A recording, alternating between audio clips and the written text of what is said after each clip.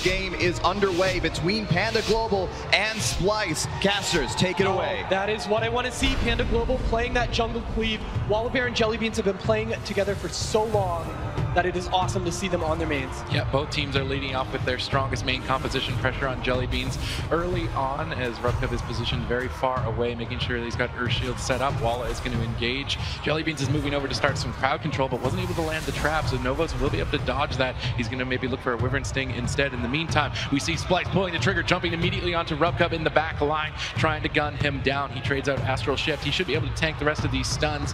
Imprison used onto Jellybeans, just trying to slow down some of the incoming pressure, and Rubcup seems to be the train target here, start to finish. See how he deals with this pressure, VL. All right, Thug is taking a little bit of damage, so is Chun-Li. Novo's sitting with full mana right now, just needs to roll those hots to make sure his team can stay offensive. Looks like they're going to go for the split right now.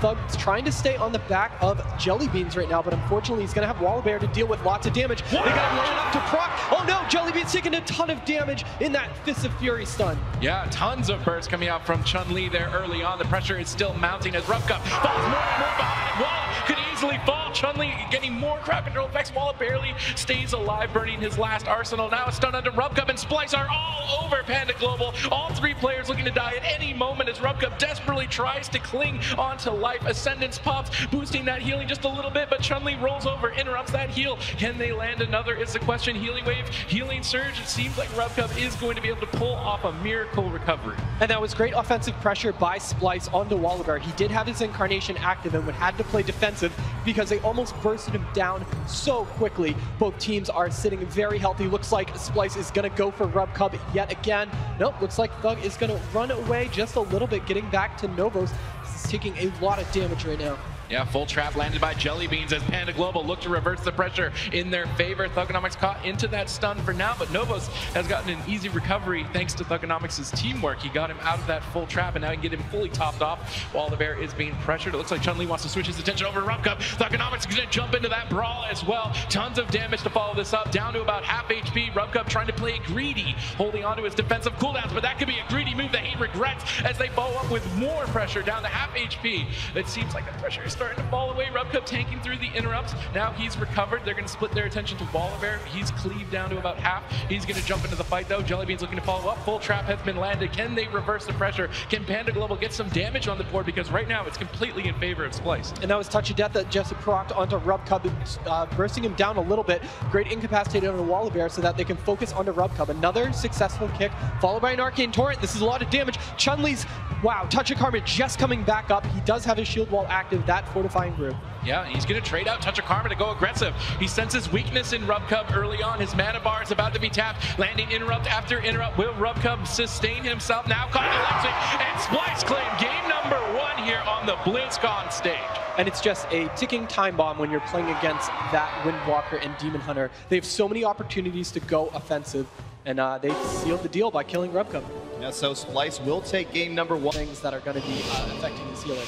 Yep, it's definitely important for Thuganomics though to be playing reverse to get the traps from Jellybeans off of his healer, and the teamwork between Thuganomics and Novos will be critical to break up their crowd control and build pressure. Rosita and Thuganomics are eager to get into this fight, jumping in right away. Chun-Li rolling over on his mount, getting an early incapacitate, double stun. Great crowd control from Splyce early on. They can build a lot of pressure off the top of this. Fist of Fury to follow up. All three players dipping low, and Rubcup is in a hard position, drops his Healing Tide totem, trying to pick up some AoE healing. It's important that he doesn't overlap Ascendance with Healing Tide. He needs to split those up for AoE recoveries. He's doing a good job so far, but Rosita may have overextended. Rubcup's trying to chase him down. He's going on for a 1v1. Rosita versus Thuganomics here in the back line. Rosita forced to kite away as Thuganomics is chasing him down, gunning for another early kill here in the first round. Rosita now triggering out of that stun to try and make a getaway. Rubcup having a difficult time dealing with this split pressure, now getting interrupted himself. He's trying to jump to safety, but you cannot jump away from a Demon Hunter and a Windwalker monk. He's so dangerously low, trades on his totems, trying to recover to be even lower. Another interrupt landed. How will Rubcup deal with this? A silence to follow it up.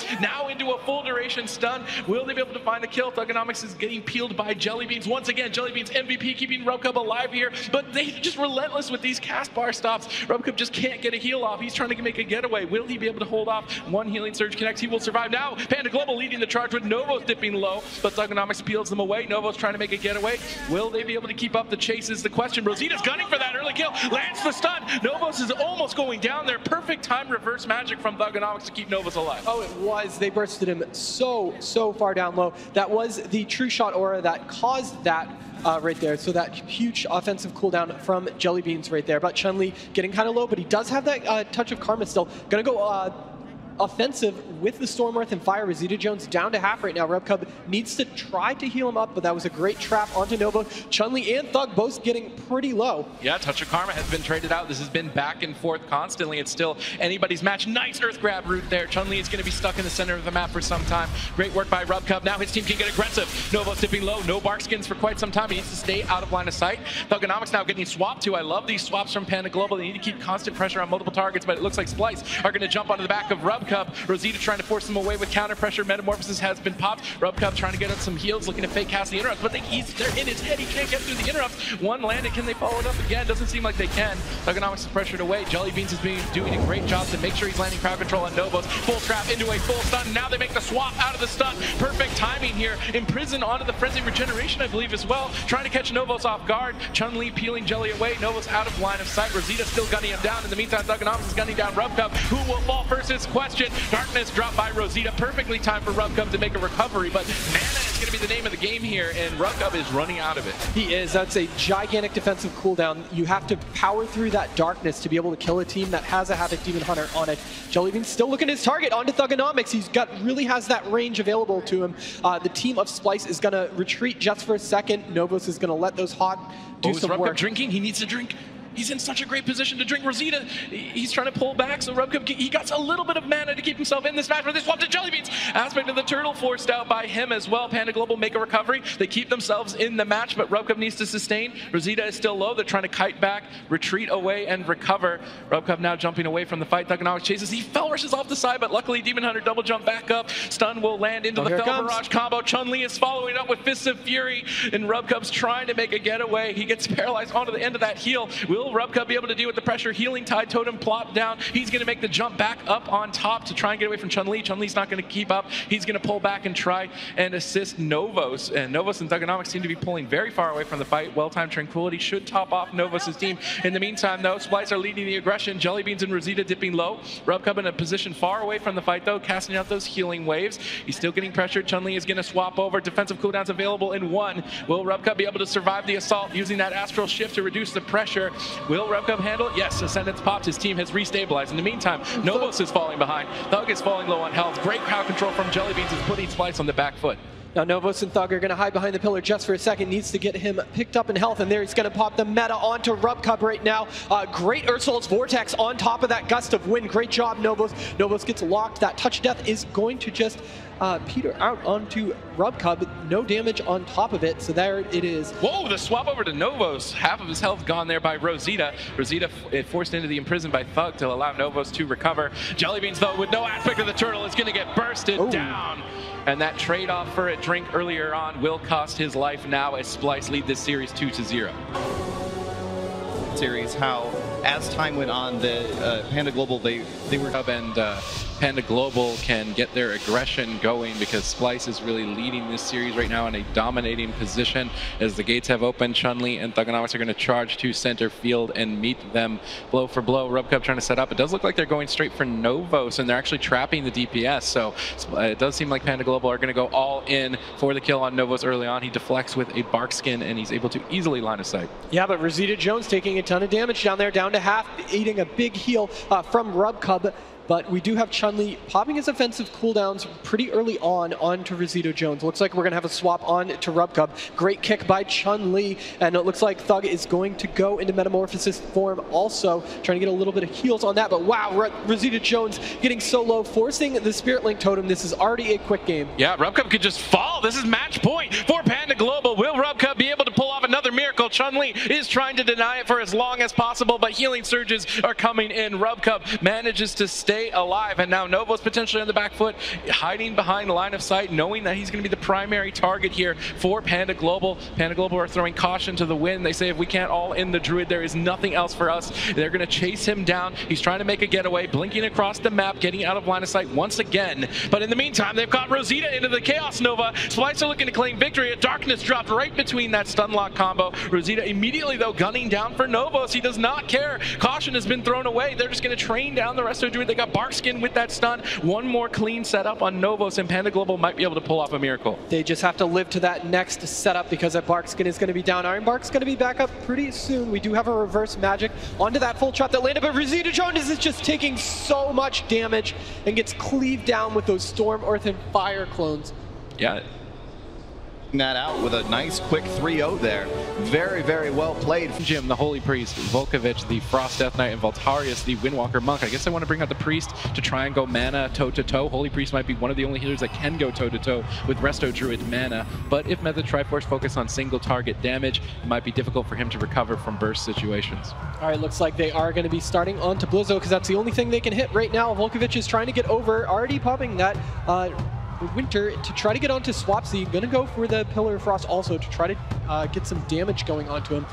Interesting that they're gonna go onto Swapsy. Elemental Shamans are very, very tanky right now. Yeah, Volkovich played that smart. He held on to Pillar of Frost until Swapsy jumped away, then reconnected with it, but Blizzo backed him up now with a disarm. Volkovich is being pressured as Jim tries to stabilize him, but there's still decent damage going on to Swapsy. Botar now trading out Iron Bark to allow Swapsy to recover, and Swapsy's going back and forth in the middle of the map, and against a melee cleave like this, he needs to constantly be on the move.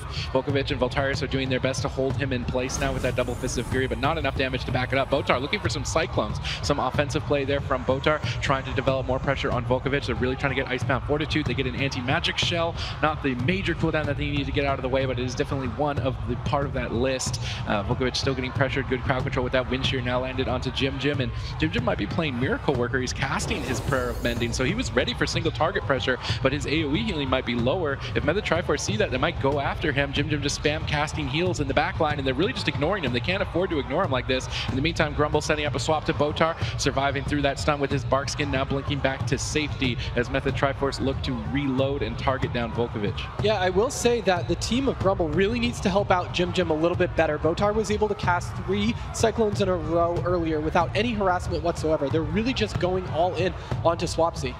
Yep, Jim still in a great position though, and mana is going to be tied at this point. I really like that healer choice from Grmbl if they want to bring this into a late game. They were expecting Method Triforce to focus on defense, usually on the BlizzCon stage. If you play a strategy that focuses around surviving, it's going to be a little bit more forgiving if you make mistakes. So Grmbl are trying to outlast them for the long game with this healer pick. They still have decent pressure on Volkovich, but with the kiting of Swapsy, it is becoming difficult for them to actually connect. Double Fist of Fury lands, and this could be the initiation for Swapsy to use Astral Shift, but he's trying to kite it out. Blizzo peeling with a shockwave there. Swapsy still on the run, back and forth. Now looking for some hexes. Does get interrupted. Jim also trying to line of sight. We might see the healers look for some drinks, as I expect both these teams to be playing for quite a long match. Yeah, they definitely are. You can see Botar sitting very, very far away at 40 yards right now, not wanting to push up and be offensive with those Cyclones just quite yet. Oh, we see still pressure on Swapsy. Botar forced to spam out regrowth, trying to play it efficient with Healing Touch. That was a bit greedy. Now Swapsy's even more behind. They grip Botar in for the swap. Trades out Barkskin to stabilize. Blizzo is trying to counter pressure with some Sharpened Blade, but it's not enough. Botar escapes. Volkovich now getting pressured by Swapsy. They got off Swapsy for 2 seconds. Volkovich's health dipped down to 30%. That's going to be the gamble. Every time they switch to Botar, Swapsy's going to be opened up. Voltarius peeling away for now. He doesn't want to get double shockwaved, I can believe, in this position. He's trying to spread out, and he actually predicted where Swapsy was going to jump. He got onto the position where Swapsy was going to jump, and now Voltarius is going to have full uptime as they train down Swapsy relentlessly. Botar's mana falling behind. Jim equally so. Volkovich now getting pressure. This could be the Icebound Forge. They disarm him. He's unable to use that. They knock him away to try and prevent the heal. They were really expecting it, but Volkovich greeted that cooldown.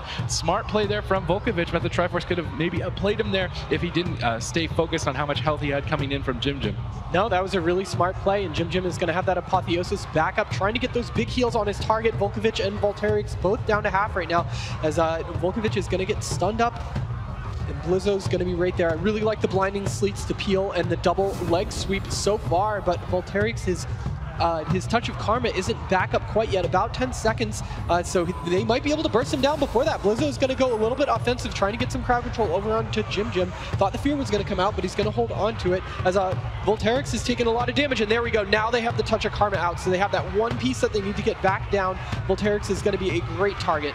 Great peels from Swapsy. Botar here working well to crowd control Voltarius. Voltarius wanted to go for a split strategy, but he extended so far from his team that nobody can interrupt this crowd control, and now he's locked in the center of the map, unable to assist. He's trying to ride the win back over to Swapsy. Perfect position for Volkovich to hitch a ride. He's going to connect now into Swapsy. Swapsy tries to jump away from the ride the win, but he's too close to it. Volkovich can abuse that, constantly weaving in and out to make sure he has good uptime. Thunderstorm away right when that fades. Perfect timing from Swapsy. Yeah, I really like Swapsy. Really smart positioning and plays so far. You can really tell that this is why this team has been winning BlizzCon over and over. Every decision, every tactic has been on point. Volterix is taking a ton of damage right now. That fortifying brew is used. Jim's offensive cooldowns are, all of his throughput cooldowns are pretty much not available just quite yet.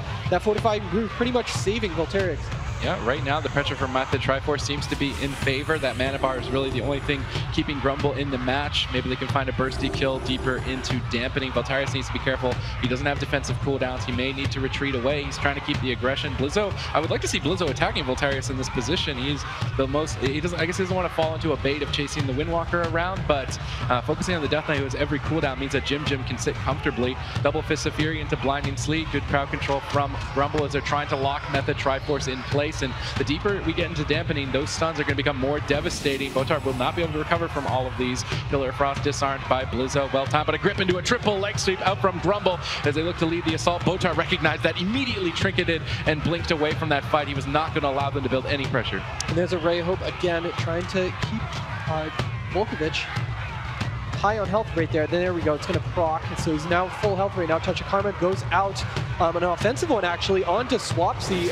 Again, the play that we called out earlier with the Thorns on top of it, the Ice Fury coming out onto Swapsy. Elemental Shamans are really hard to play against because they have so many schools of magic that they can use. Yeah, Blizzo and Swapsy dipping down to about half this game, sort of evening up here, but as Dampening ramps up higher and higher, the stress is going to start to increase as both these teams are playing for the long game. Swapsy might need to focus more on avoiding pressure. He's getting bursted down in the center field. Blizzo peels away with a double shockwave. Thunderstorm to follow that up. Swapsy trying to create distance away from the Death Knight. Obviously, the Windwalker is going to have an easy time getting back to him, but the Death Knight will not. They're forced to use their Death Grip on the Shaman. They're just focusing on defense. Maybe Jim's going to try and sneak away for a drink. His mana is slightly behind.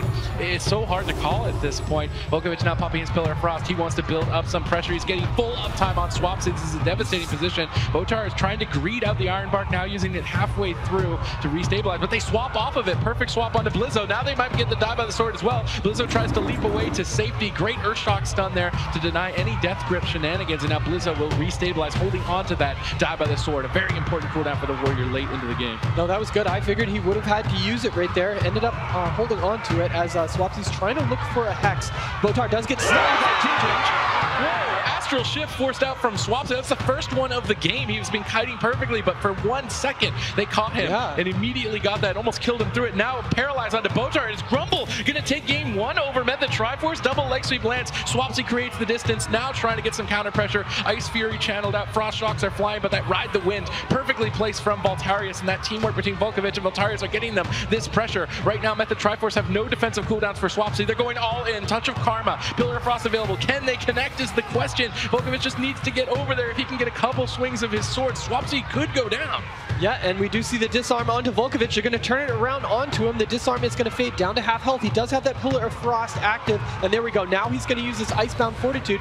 Jim's mana is looking dangerous, but if you look on the opposite side, Botar just about the same. Swapsy taking a bunch of damage as Blizzo is just in full peel mode right now. Yeah, they grip Swapsy back into the Fist of Fear. Botar sat through a mind control and was forced to trinket it as his entire team is getting cleaved down, but that die by the sword that they didn't force earlier is available if Blizzo needs it. They're still trying to greed onto that cooldown, and as long as he has it, he's not an opening swap target. He's going to be able to survive quite easily. If they can just get it at any point here as we move into the critical stages of Dampening stacking up, we see an anti-magic zone drop down. Swapsy knocks him out of it, but the Fists of Fury are holding him in place. Swapsy looking for a Stormkeeper, but is this the time to go aggressive? He has no defensive cooldowns, and somehow Grmbl are pulling off a miracle to keep this pressure going. Volkovich and Voltarius are trying to stay aggressive. Paralyzed into Botar. Can Jim land land a mind control. He goes for the chastise stun. They need to keep Botar in crowd control, but Volkovich is very low at the same time. Jim gets right and execute claims the kill. Method Triforce were falling behind, but they were not going to let that happen. If you're going to go to the late game against Method, I don't think that's a game you're going to win. No, not at all. Incredible plays by returning champions attempting to defend their title, going up against Grmbl, who they want to take a piece out of Method Triforce. Here we go as the gates open. Volkovich boldly charging into Method Triforce. Volkovich leading the charge now with that ride the wind down. Swapsy may want to kite away from it. He does like using the center of the map to kite, but that means he's on top of this wind, which allows him to sprint and run at full speed, and that's catching him off guard with tons of damage following that burst up from Volkovich. Botar is trying to play it greedy, which is not normal for Botar. He usually trades cooldowns effectively 1-for-1. Maybe they can get a mana lead as a result of this no Iron Bark. Maybe he knows that they're going to pressure Blizzo later. He wants to save it for him instead, as Swapsy was able to stay through that quite easily. All right, and Swapsy is able to cast his first Stormkeeper. Let's see if he can toss some damage out. Looks like they actually might. I don't know if he's just trying to knock the Vim off of Jim right there, but Swapsy getting interrupted, having that that Monk right on his back centered, landing onto Botar. Great grip in with the offensive touch of Karma to try to deal more damage to Botar. Looks like a good split because Jim is going to be taking a bunch of damage. That's that Ray of Hope. They're going to DPS into it, but it looks like he is going to heal straight through it. Swapsy leaping away just a little bit, trying to get away from Volkovich, not getting it too much. Oh, actually, he does land the Hex very quickly. It looks like Botar is going to be able to restabilize. It seems like Voltarius is trying to pressure him in a split DPS strategy. We saw this against Rubcub with pen and paper, and we're out to see if it works out here. Volkovich still getting trained down, or he's going to train down Blizzo on the opposite side. This split DPS strategy is putting Botar on the back foot quite heavily. He used his artifact early on in the fight instead of Iron Bark, which means he doesn't have artifact to boost his healing through AoE damage right now. He's trying to kite it out. He needs to wait about 9 more seconds for that to be available, but now Swapsy is getting cleaved down by Volkovich. Pops out that Cindergosa, really going all in, but Swapsy has created the distance he needs to survive. I think they need to maybe focus on Voltarius a little bit more with damage, because he's just able to sit on Botar. Botar tricketing out of that leg sweep right away, jumping into bear farm, but the split pressure is still sinking in. Grmbl are doing a great job. So Voltarius is playing Tiger Eye Brew instead of the Fist of Fury stun, which is why he can do so much damage to Botar while he's in bear form, because he's going to ignore all that bonus armor. All right, Swapsy still trying to get away, but with that paralyzed, Volkovich is making his way back to his target. Now Swapsy jumping. Voltarius drops that ride the wind. Volkovich surfing back over to his target. Now Swapsy needs to kite away from that wind. If he stays on top of it, Volkovich just goes in and out of the wind, getting the boost, the sprint, and staying on target. I'd really like to see Swapsy reposition away from that a little bit more frequently. Botar looking for some Cyclones. Catches Jim as he was chasing this team into the middle of the map. Great awareness from Botar to set up for a kill here. Touch of Karma has been forced out. Now Jim's looking to reverse with crowd control of his own. Chastise onto Botar. Nothing really to follow it up. Voltarius moves over for the paralyzer, focusing down Swapsy. No astral shift for 30 seconds. Will he be able to make it out alive? Down on 10%, jumping. Botar catches the heal, but now mind control. Perfect offensive play from Jim, and Swapsy's in trouble. Grmbl looking to take game 2, but it has been closed out. Swapsy purging off that mind control at a critical moment. Grmbl still pushing down that gas pedal, switching over to Blizzo, holding him low, but now their commitment is over. Voltarius is on the run. Will Blizzo be able to stay on target? Perfect clone from Botar at low HP, but mass dispelled by Jim. Jim looking to cast out some heals. Volkovich is getting cleaved down by Swapsy, and suddenly Method have switched this game around. Oh yeah, the momentum is completely swapped. I was scared there for a second when Swapsy was getting low and Botar had that global to use the Iron Bark and chose to heal instead, and then got mind controlled after it, so I thought Swapsy was going to die, but great job by Botar and Swapsy surviving through that. Volkovich is going to be taking some cleave damage. Blizzo just sitting on his back trying to peel as much as possible. There's the grip into the triple leg sweep, and lots of damage going out. Botar going to get chunked down a whole lot, having to use that Bark skin. So again, this is a setup that they need to do. They need to get that Bark skin and the Iron Bark out of the way. Voltarius is dipping low, and Blizzo has that execute keyed up. Jim denies it, but he gets cycloned on the Ray of Hope. Perfect cyclones from Botar in this match. Is he going to go for another deny the heal? Yes, denies the other heal, and Voltarius is likely to fall as they connect the execute cleanly out of that cyclone. Method Triforce are up 2-0. Oh, that is the best feeling in the world when you are a warrior playing with a Resto Druid and they look unbeatable. The god tier team, will Grmbl be able to get a point even on the board is the question. They are 100% all in. They are playing Tiger Eye Brew. Volkovich is going to be playing Necrotic Aura, so this is everything all in for the big burst. Yeah, let's see if they can get it down. Voltarius laying down some wind for Volkovich to ride along. Swapsy, though, in a great position to jump back up onto the balcony. Volkovich is trying to punish that by gripping them back down. Now the Death Grip won't be available for the Druid, though, so they're going to have to go for an all-in single target strategy onto Swapsy. Volkovich leading the charge. Voltaria setting up with some crowd control. Botar preempting the damage. His artifact activated. He used his cooldown at the start of the last game, and it put him quite behind to be greedy in this position. He's still trying to be greedy, pair his cooldowns up with the Windwalker instead, but it means that his team will be pressured during this moment. He's trying to use Tranquility to recover. Even with the Tranquility, Swapsy, it paralyzes the jump right before he was about to get on top of the balcony. Now Swapsy is going to be in trouble down at half, getting interrupted over and over. Manages to get an Ice Fury sneaked out, but now interrupted onto the Lava Burst. He's going to make a getaway in Ghost Wolf. I love the positioning from Botar and Swapsy, playing about 40 yards away from each other. Swapsy abusing his balcony constantly, and this map pick is starting to backfire for Grmbl. Yeah, and Jim is actually not playing Ultimate Sacrifice. He's playing the Holy Light that damages the targets when you heal, so that's very important. He hasn't had to use Avenging Crusader just quite yet for the offense. Looks like he's going to make his way over to Botar for a stun. Looks like he's going to get the Hammer of Justice on it. Botar is going to trinket out and immediately gets Blinding Light. Yeah, that's going to force Astral Shift from Swapsy. Can they even cut through that is the question now, as Swapsy's trying to make a getaway. Jim goes all in for the kill. Are Grmbl going to put a point on that board? Botar is desperately trying to deny it. Perfect peels from Blizzo. Buy Swapsy time to get up on top, and now Volkovich gripping him back down. Blizzo, though, with a well-timed fear right during that death grip, now looking for a Hex onto Jim. Volkovich uses AMS almost defensively and offensively to avoid that, but Method have swung this around now with the double cross crowd control. Volkovich down at about half HP. Jim's going to have to wait about 56 more seconds for his next big push. He needs that Blinding Light into a Hammer of Justice if they're going to find the kill, and that's what Method Triforce are going to be setting up for. Yeah, Jim just sitting back, healing right now, just waiting his time as Swapsy's just kiting away. I really like these attempts for him to jump up to the top of those platforms, and he gets gripped constantly. But that doesn't mean they are using that grip and can't use it to peel. So we do have a Stormkeeper come out, lots of damage coming out, but Blizzo taking a ton of damage. That Iron Bark is going to fade onto him, but the Hots are going to pick him back up. Yeah, so Pillar of Frost is available, and there's no defensive cooldowns. Let's see if Grmbl can connect onto the accurate target. They're focusing the Warrior. They want to deal with the Shaman cutting away. But Blizzo is just chunking Volkovich hit after hit, disarm to deny any death strikes. The Icebound Fortitude needs one more second, barely connects it. Now gets Cycloned on it with a Hex onto Jim. Method Triforce's crowd control has been very impressive in this series, but it seems like Voltarius is looking to reverse now with a leg sweep on Botar. Botar just kiting away, 1v1ing the Monk. Volkovich is trying to make his way over, but now immediately switching back to Swapsy, riding that wind to try and get the sprint and reconnect. Blinding Light has been committed. Unfortunately, not soon enough really to force anything but Astral Shift as Swapsy makes a clean getaway back up on the balcony. Yeah, and he was able to jump up with grip on cooldown, so he bought him some time making those Hots work. Looks like they are going to be tossing out damage onto the Monk also. Swapsy getting kind of low right there. Avenging Crusader comes out. They're going to deal lots of damage to him, but Jim is going to get hexed off of that, so great job by Swapsy casting that hex right in their face. Volkovich is still just doing his best to chase down the Shaman, but it's almost a 2v1 with Blizzo forcing him away. He's going to switch some damage to Blizzo. Botar is getting pressured.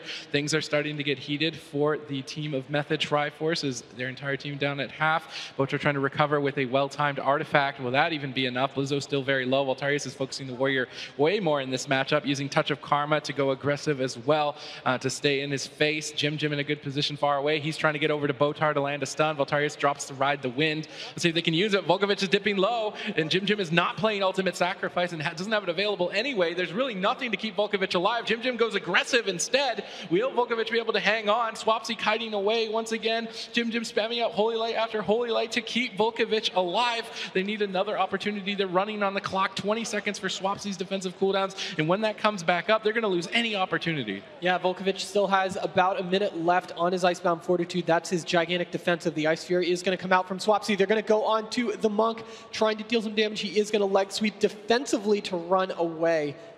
Yeah, Jim was trying to sit down for a drink. Botar was able to get over and deny it with a Moonfire. Jim's team needs to focus on defense and surviving. Basically, the entire defensive arsenal for Method is available. There's no opening for them to punch through that wall. So they just need to survive, try and focus on getting Jim some mana back, because if they can get into a bit of a later game, rotate through the cooldowns again, they could have an opportunity. They've been doing great so far. Swapsy down at half. Blizzo disarming during the death grip. Volkovich unable to reconnect for some time. But Botar and Swapsy, they've been changing sides on the map constantly. constantly from left to right, and they still maintain the 40-yard positioning. Great teamwork there throughout to maintain his health. Now trying to kite with Ghost Wolf during the crowd control. A full Hammer of Justice into a blinding light. Swapsy's trying to play it greedy, holding onto his Astral Shift as long as he can, knocking Voltarius away, but ultimately had to use it. It might have been a little bit too late. Do they have the damage to crush through it is a question. Botar getting interrupted with that Mind Freeze. Swapsy is still low. Jim Jim's going after Botar, though, in a solo mission. Maybe Voltarius and Jim Jim can take Botar down. Barkskin traded out. Frenzy Regeneration to recover, and the assault has been thwarted. Now a double fear to secure the kill potentially onto Volkovich. 4 more seconds away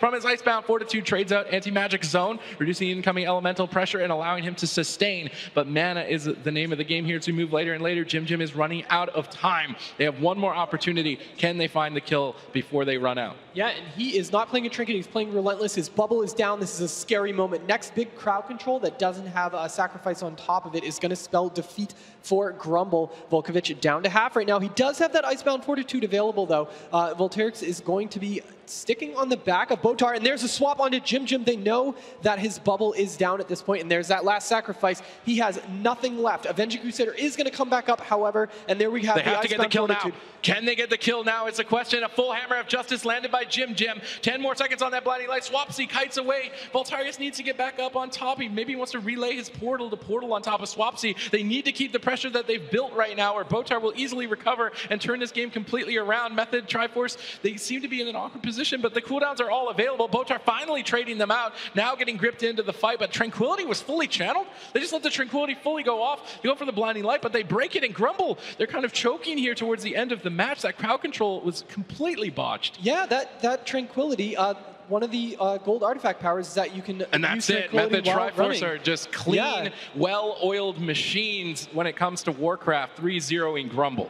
Yeah, it might have been a little misplay. Volkovich may have thought he was going to grip. Hunter aggression with SSDS and Hunter, Foxy, Feral, and Amni on Disciplined Priest, and Amni focused his specialization on a lot of area of effect healing. He spec'd into Trinity and Castigation, so he's going to be penancing offensively. He's going to be getting in the face of his opponents, and Lian playing Renewal makes me think that he thinks he's going to be a target, and we have to wait and see here as Foxy is patiently waiting in stealth. His team is going to make the call. They're looking at talents. They want to see who has Vim. Lian is playing Vim, so maybe they are going to go on to him. Jamie is going to be the opening target. Preemptive Iron Bark straight off the bat. Are they going to swap off the Iron Bark? And this is the teamwork we've seen between Ellie Shaman and Resto Druid. Jamie Lian just sticking as close to the pillar as much as possible. The line of sight SSDS, but SSDS has moved in. He's right on top of Lian. They make the swap. They get the Bark Skin right away. They Wyvern Sting the Bark Skin. Make a swap back over onto Jamie or Nerd Rage. Now a trap out of the Wyvern. Amni moving in. Is he going to look for a Psychic Scream? Doesn't look like it just yet. Now landing it a couple seconds later, though, and that means that his hots are up onto Jamie. He's going to be fine now. Counter pressure. Nerd Rage is letting it rip. Foxy down below half, jumping into bear form for a second, trying to leap back into his target, which seems to be Jamie for now, but I love the focus on the Feral Druid. He's the one that has to overextend. If they keep the pressure on him, he could die at any moment. He needs to be coordinated with Amni, so great target decisioning from Rocket Eclipse here. Not only that, the coordination was great. Even though he was down at 10%, he held onto those survival instincts, which is a big defensive cooldown. And there we go. He's going to let it rip with that Incarnation. They're going to go hard on to Jamie right there, immediately activating that Astral Shift. Triple Fear landed. Jamie could still be in trouble if they can land any more crowd control onto Lian here. Jamie will be isolated with Incarnation still up for a few more seconds. He needs to be careful, just staying at this pillar. Ring around the Rosie. Jamie and Lian are playing right now as they run side to side, line of sighting Amni and line of sighting SSDS. They're trying to cut them in and scissor them off. Jamie goes for a Hex. Instant dispelled by Foxy. Good awareness there. Stormbolt used onto SSDS. Maybe would have liked to seen that save for Foxy. He's going to be the kill target, I can imagine, later on. Sneaky Snakes are doing a great job on mana, though. They're still playing for about a medium duration match at this point. Wyvern Sting has been landed into a full trap. Amni is set up right on top to follow that up with a Psychic Scream onto 2 players. Jamie in a great position to heal himself. If SSDS can't get in line of sight of him, it will be difficult to put Jamie down. No, Jamie's positioning is absolutely flawless. Every time that Lian takes some damage, there we go. Now the Bark Skin is activated on Lian. He does have a few seconds left on that renewal, but a great disarm onto SSDS. But Foxy getting stuck in the stun, having to go bear and still holding on to the survival instincts. Yeah, entangling root, get away for Foxy, and those Stormbolts on the Feral I think are going to constantly be happening as he needs to overextend quite often. He's still dipping low, jumping into bear form, trying to recover, but Amni has burnt so much mana to try and stabilize, and he's still just not going up in health. Triple bursting shot. SSDS looking for the carry, lands the full trap. Jamie on the run as they look to reverse. Stampeding Roar to stay on top, but Jamie's already out of line of sight, ducking in and out. And now a Psychic Stream, Wyvern Sting for Cross CC, but even with that crowd control chain, they just can't catch Jamie. He's going to stabilize with a triple fear up from Nerd Rage, and now with Rockets Esports defensive cooldowns available, they're looking to be in a dominating position. Yeah, really impressed by Jamie's play. They're going to go on Cyfoxy yet again. He is stuck in that stun with a pummel onto Amni. Not much left for healing. There he goes. Now he's going to finally use that survival instincts. His trinket is coming back up, and SSDS is not doing too much with this true shot right now. Cyfoxy is now down to half right now, still not being picked up by Amni just quite yet, and Amni is out of cooldowns, and that's gonna be it. Windshear landed. The interrupts from Jamie and Nerd Rage right at the end of that match were flawless. Windshear into pummel, perfectly timed, never overlapped, and Amni didn't have an opening to recover. And well, here we go. Game is just about to start. Rocket Esports up 1-0 versus Sneaky Snakes. Are the Sneaky Snakes going to come back around, or is Rockets Esports just going to extend their lead? Yeah, you see Jamie, there may as well be train tracks on the pillar, because he can only run in one line around the pillar. It seems like, at least in the last game and now moving into this one. And they're all stacked up together to make sure they're in line of sight for the opening pressure, but that means they're all stacked up for a triple fear as well. And you can see Amni slowly but surely making his way in. Doesn't want to commit all the way, though. Jamie already running out of line of sight, and this is where the drawback of this map. Jamie is just running around the biggest pillar in the game, and they're going to have to switch targets. I like that. Focus down Nerd Rage more on this map, but you don't have to focus enough that you're going to kill him, but put damage onto him so Leanne has to come back and heal him. Jamie will have to come back to the fight as well, rather than chasing down the target. I think a really smart talent pick from Leanne is he's going to be playing Disentanglement, which is going to be with his F-low down, that is going to remove snares. So Jamie's actually going to have a better time kiting. And look at the size of that F-low. It's the size of the pillar. Yeah, we see Amni in a Stormbolt, Cyfoxy in a Bash as Rockets Esports are trying to get some crowd control out. Pressure isn't too high just yet. Jamie eats the trap. Great positioning from Jamie and Leanne once again, breaking up that crowd control. Leanne was able to escape from the fear as well, which means that Sneaky Snake's crowd control is all used up. They need to consider just running away, looking for a drink and playing for the long game, because that's the only advantage they have on this map. And Amni is very far away. SSDS needs to be careful, though. He's caught in center field. Vortex down to hold him in place. Amni can't go for the drink. Comes back immediately to recover from that situation. But they got Nerd Rage in the open. They're going to go after him. He leaps back to the pillar. Life grips Cyfoxy away, and Nerd Rage is just going to have to make his way back. I really like the pressure on the Warrior on this map. Yeah. If Amni can stay far away and drink and reset, maybe they have a chance in the late game. No, that is good. Cyfoxy actually attacking Nerd Rage this time. We did see a mind control onto Nerd Rage right there. Amni's going to push up, full trap onto Leanne, or half trap rather, as going to get feared off of that. Also, Jamie, that is going to get out the Astral Shift, so there's the first piece of the puzzle down. Yeah, now Leanne needs to be ready to use his Iron Bark to save Jamie, as SSDS and Jamie are going one-on-one behind the pillar. Jamie seems to be evenly matched for now and immediately retreats back to that pillar, back onto his train tracks, running around the circuit. Nerd Rage is getting pressured. I like this from Sneaky Snakes. Keep the Warrior under fire. That way Rockets Esports have to come back to assist him, or they're basically doing nothing. Jamie can't stay behind the pillar by himself with Leanne forever. If Amni sneaks away and gets drinks, that could be threatening for late game, but Amni needs to be aware of that. He's already almost at 50%. Looks like they're making a push. Amni moving in, SSDS moving up. Cyfox already committed the stun, though, and that's going to be difficult for SSDS to land the trap. Manages to get his pet alive, though. Very important to keep that carrion bird for the Mortal Strike. Goes for a bursting shot trap, but Cyfoxy at the same time is getting bursted by Nerd Rage. Nerd Rage really letting it rip with that Blade Storm down to about half. Cyfoxy trying to stay aggressive. Double Fear landed, keeping some pressure on Nerd Rage as well. He's down at about 80%, but Sneaky Snakes need to keep an eye on Amni's mana. If they don't look for a drink soon, that could be the breaking point. It is. Nerd Rage getting down to about half. I like that they are actually dealing damage to him. Oh, well, look at that explosive burst onto SSDS with that Earth Shock. Tons of damage, forcing out the turtle aspect of the turtle right there. It's a big defensive cooldown. That's pretty much his only one, as we do see Amni with the Archangel up. But like I said before, look at his cooldowns. He is completely out of cooldowns.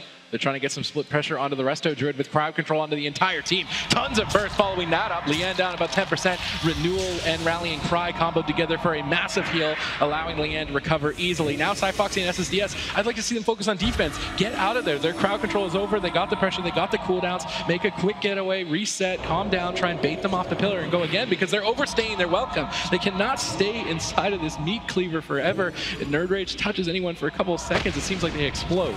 Yeah, and there Cyfoxy is going to sit back and heal a bunch, because those were his survival instincts that are down now. Amni, look at that, running out of mana right now. Leanne's sitting pretty good.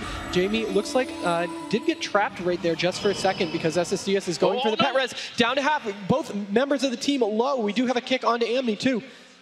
Leanne and Jamie are just killing Cyfoxy behind the pillar. He can never overextend. He gets storm bolted again. Is he going to commit for the kill or just go down? Vortex behind the pillar. Amni in a good position, but gets wind sheared. If they can follow up with any more crowd control, I'd like to see them just run away. Just leave that pillar. Don't stand on top of them anymore. They're losing this constant battle. They don't have the sustained damage to keep it up, and now Leanne's trying to punish with some Cyclones. SSDS and Cyfoxy are trying to get away, but it might be too little too late as that little bear tries to charge his way away from Nerd Rage, but Nerd Rage is right on top of him. The triple clones looking to close this match. Life grip at 2% is not enough. Jamie claims that kill, and Sneaky Snakes overstay their welcome. Yeah, they just missed interrupting Leanne Cyclones there towards the end, unfortunately. So Rocket Esports, though, up 2-0 over Sneaky Snakes. Team play says it is a cemetery. Let's see if Rockets Esports can claim a clean 3-0 over Sneaky Snakes that seem to be shaken as they're breaking out what would seem a random composition. Avenge is going to be leading the charge. He wants to get into the battle. He does not want to go down in this series without at least putting up a fight.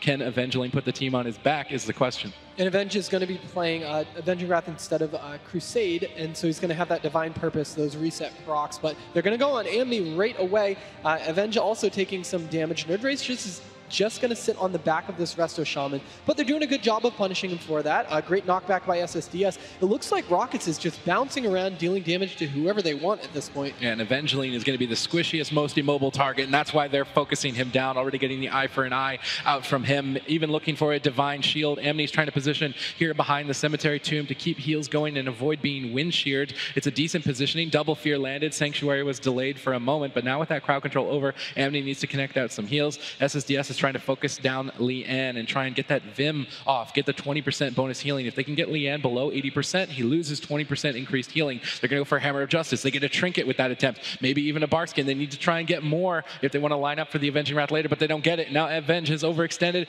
Will he get bursted down? No, Nerd Rage is actually going after SSDS, and I wonder if that may end up being a mistake. Both the Elemental Shamans are going to be very difficult to touch, and the Red Paladin's going to be racing down Jamie. Avenge versus Jamie, Nerd Rage versus SSDS. SSDS seems to be doing a better job so far. Jamie now finally landing a root into a Hex to avoid the aggression, but with 2 decurses, that is not going to sit too long. At this point, this is going to probably be a long match, but I expect it's going to end with Amni running out of mana and Avenge dying. So if Rockets Esports just play this out standard, I think this is going to be their series. Yeah, we see a stun onto Leanne. A little bit of damage. SSDS, unfortunately, wasn't able to connect onto Leanne since he was behind line of sight when he did get stunned. SSDS getting kind of low right now, trying to hold on to those cooldowns, but he has to use that Astral Shift. Great interrupt onto Amni right there, but Avengeling and SSDS taking a ton of damage. He needs to heal him up, as Amni is just having lots of problems with Nerd Rage on his back. Nerd Rage basically 1v2ing Amni and SSDS over here. There's no counter pressure towards the Warrior. He has free uptime onto the healer. SSDS needs to be focusing down that Warrior. He's just going all out on Amni, and Amni's trying to get away. He's still down at about half and seems to be having a hard time now getting pummeled. If Jamie even gets in line of sight for a second, they could erase him. They make another swap to Leanne, but he got into bear form just before the attempt, but luckily their team is mostly magic. That bear form didn't mitigate too much. Frenzy Regeneration going to buy him time as he displaces across the map. Jamie pressuring Avenge. Avenge needs to get more done with this Avenging Crusader. Will he be able to find it? Gets bashed away. Leanne is able to kite quite easily. Now looking for the Cyclone. SSDS not in position to deny it. Even with 2 wind shears, they're going to shut down Avenge's offensive cooldowns completely. Yeah, I really like that Leanne realized where the Shamans were and was able to toss out those Cyclones. Nerd Rage getting down to about half right now. Leanne trying to get some heals onto him, but they're away from each other, and lots of instant procs from SSDS is going to spike Leanne down a little bit. That Stormkeeper is up for it. Jamie right now, let's see what he does with it. Nerd Rage still sitting on the back of SSDS with that stun onto Leanne with a big spike of damage coming up, and that is what we're looking for. Sneaky Snakes really needs to capitalize, but they're going to turn it right around onto SSDS with that Earthshock stun. Yeah, Nerd Rage is staying right on his tail. Amni getting windshield by Jamie as Rockets Esports look to close. SSDS is trying to cling to life, kiting away, and Ghost Wolf for every second, but every second he's taking damage, Amni's mana is ticking down faster and faster, and SSDS just can't get away. Nerd Rage is having almost 100% uptime. They go for the Hammer of Justice on Leanne, but they don't switch to him in time. They weren't in position. He can easily sit through that, and every time they don't get a cooldown during a stun, his other cooldown, like Barkskin right now, which is coming up in 25 seconds, will be available, and any sort of kill window in that swap is going to be lost. Don't think they're going to be killing Jamie through Ghost Wolf or Nerd Rage through defensive stance. Really, Leanne is their only kill target during a burst window. Avenge is trying to stay on target, but Jamie's just laughing at him, kiting away. Avenge is forced to switch targets now. He's going to charge towards Lian, looking for some cleave pressure onto the warrior as well. Lian actually opts to trinket very early on. I guess the Stormkeeper was threatening from SSDS. He wanted to save some cooldowns for later. Avenge is now low. Amni's trying to pick his team back up, but this is still looking completely one-sided for Rockets Esports. Yeah, the two elemental shamans are trying to set up for the team. Jamie does get the Stormkeeper off, dealing a little bit of damage with that SSDS down to half right now. Amni still has a bunch of cooldowns remaining, however. Most important is going to be that Spirit Link totem, but they're going to have to collapse together to gain benefit from that. Yeah, SSDS and Jamie are going one-on-one in the center of the map right now as Avenge trains down the healer. And they do manage to catch Lian into a stun, but during bear form, so he's going to trade out Barkskin, quite easily survive this. And now SSDS may have overextended. Jamie's lobbing out the Lava Burst, looking to set up an Ice Fury. Tons of Frost Shocks as both Shamans go at it. Jamie's now actually falling behind in the exchange. Lian trying to recover with a quick-timed Iron Bark. Jamie retreats back to the room. If SSDS can get a couple more burst moments like that, they could pull off a miracle, but unless they set up a drink and get some mana for the late game, things are not looking good. All right, Evangeline trying to make his way over to Lian right now is going to take a lot of damage from Jamie, though, as Lian is starting to rot down. No cooldown, so this is the swap that they need. They're going to go hard onto Jamie right now, who's down to half, taking some damage, but great crowd control onto Avenge means he can't connect with his target. Yeah, and Avenge is basically just attacking whatever he can, but he's out in the open. Jamie's free casting, trades out eye for an eye, but now they're stacked up for a triple Stormkeeper Chain Lightning as Amni tries to recover off the back end of that, but Rockets Esports are keeping up their momentum. Sneaky Snakes are trying to pull off the miracle. They found an opportunity where Lian does not have defensive cooldowns, but there's no damage to follow it up. That was their one opening for a miracle kill. They don't get it. Lian survives. His cooldowns are going to rotate back up very shortly, and now the Sneaky Snakes are going to be even further on the back foot with their healer Amni at basically 0 mana. Unless he's trying to sit down for a drink, it doesn't look like it. Jamie's right on top of him. He's not going to let that happen. SSDS is still down at half. Avenge is down at half. And unless Amni can get somewhere and get some drinks off and get some mana back, it's just inevitably going to end in favor of Rockets Esports. Yeah, there's not many defensive cooldowns they can trade to get those drinks off. So I think Amni's kind of in trouble at this point. The stun onto Lian, not going to make anything happen off of that. He has both defensive cooldowns back up in case they do spike him down. SSD has taken a lot of damage. This is looking hugely in favor of Rockets Esports. Yeah, and SSDS has Astral Shift available, but he's greeding it. You can't greed the cooldowns when your healer is out of mana. And at this point, I don't even think it would save him if Nerd Rage is able to connect. Nerd Rage is just marching his way over. Jamie is still just tunneling in damage constantly. SSDS is so low on HP. SSDS is trying to make a miracle reversal with that Earthshock, but it doesn't do enough damage to force Jamie back. And now Jamie will have free reign as he rains terror down. Lian caught into the stun, but a disarm on Avenge denies his damage. A pummel on SSDS puts him out of the fight, and now SSDS is slowly but surely going to go down here as Amni has nothing left. Surely a Spirit Link totem is going to have to be used here. Spirit Link gets dropped. He immediately jumps out of it. He can't stay next to Nerd Rage for much time as Rockets Esports look to clean this up. Thunderstorm, SSDS buying as much time as he can as they go one-on-one with Jamie versus SSDS, Elemental Shaman versus Elemental Shaman, but at this point it's looking inevitable for Rockets Esports to win. There's only one more opportunity to kill Jamie. If Amni can keep his team in this game long enough for the Hammer of Justice, they've got Stormkeeper, they've got Avenging Wrath, they have all the offensive cooldowns, and Jamie is an opening target, but they need to line it up, and they've only got a couple more seconds to do it. Can Sneaky Snakes pull off the miracle with all 3 members at 50%? Rockets Esports are looking to claim victory. They got decent split on Lian. They go for the Hammer of Justice, but SSDS is too low. Rockets Esports claim that kill, and once again show dominance here for the Europe region. You know, I'm going to be honest, that was a lot closer than I thought it was going to be. Yep. That was actually really, really well played by Sneaky Snakes. Maybe a bit shaky on the choices that got them here. But once they were actually in the game, they actually played that. I think they believe to be a counter in this matchup. It's going to be interesting to see how it actually plays out against Blanke Esports. I expect a very aggressive opener coming in from both teams. Yeah, we saw also Method Synergy opting for this matchup when they played against China earlier in the tournament. This is their counterpick to the Windwalker DK, of course, as Sidhu said, the main composition coming out of Blanke Esports. Good opener, though, coming out of Blanke, able to get that grip into the triple stun, the combination coming out of the DK Windwalker, but countered by the Darkness from Mez. Yeah, that was Darkness, but that was not Touch of Death from Primes. Colo still in a lot of trouble. He's trying to get away, but he gets incapacitated. Prime's getting peeled up there, though. That was a nice job by Colo, throwing down that Vortex, keeping both Primes and streaming in place. Mez trying to get some pressure over onto Unix right now, but he gets caught into that blinding light, deciding to trinket out of that. So Mez could be an opener, or could be an opening for Blanke Esports coming up in a little bit. Yeah, but Blanke Esports, they're trying to be offensive right now. You can see Avenging Wrath is up for Unix, just expiring, so he's been able to keep his team topped off. As Venmuki said, Touch of Death is available for Primes if he kills can connect over onto Colo. He has no bark skin, isn't playing the PvP trinket, and there's no darkness on Mez right now to peel that. Yeah, that being said, though, I mean, both Primes and Stream both still have their offensive PvP trinket, so there's not going to be too much that Trill and Mez can do to actually peel up their next go. They just need one clean setup. Colo playing very defensive, though. Nice little swap over onto Mez. Triple leg suit going to be coming in once again. Colo pre-iron barking it, using that bark skin as well. Triple blind coming in from Streaming. He gets caught into that full fear coming in from Trill, just trying to slow down some of this damage coming in from Blanke Esports. Colo getting interrupted, but he should be completely fine at this point in the game. That being said, no more defensive cooldowns, and like Adrian said, he has no trinket either. Yeah, he doesn't have the Iron Bark or the Bark Skin right now, dropping so low. Triple stun comes out. They do have the pills to have the damage to finish off the War Stomp, kiting away in that travel form, just trying to line of sight the kicks, the in-traps from Blanke Esports. Colo should be able to get out of this one, but what a close call. Yep, Primes has nothing left defensively as well. He needs to make sure he has his portal in a very defensive position. He is an opening for Method Synergy. Method Synergy basically just trying to survive as long as they can. If they can stall out this game and live, they will most likely win. But another nice swap over on Colo. He's in a lot of trouble into the full stun. Gets the bear form off as well as that frenzied regen. That should be enough to keep him alive. From now on, every single go that Blanke Esports decides to do, it's going to be difficult for them to actually connect that damage. Streaming getting lower and lower.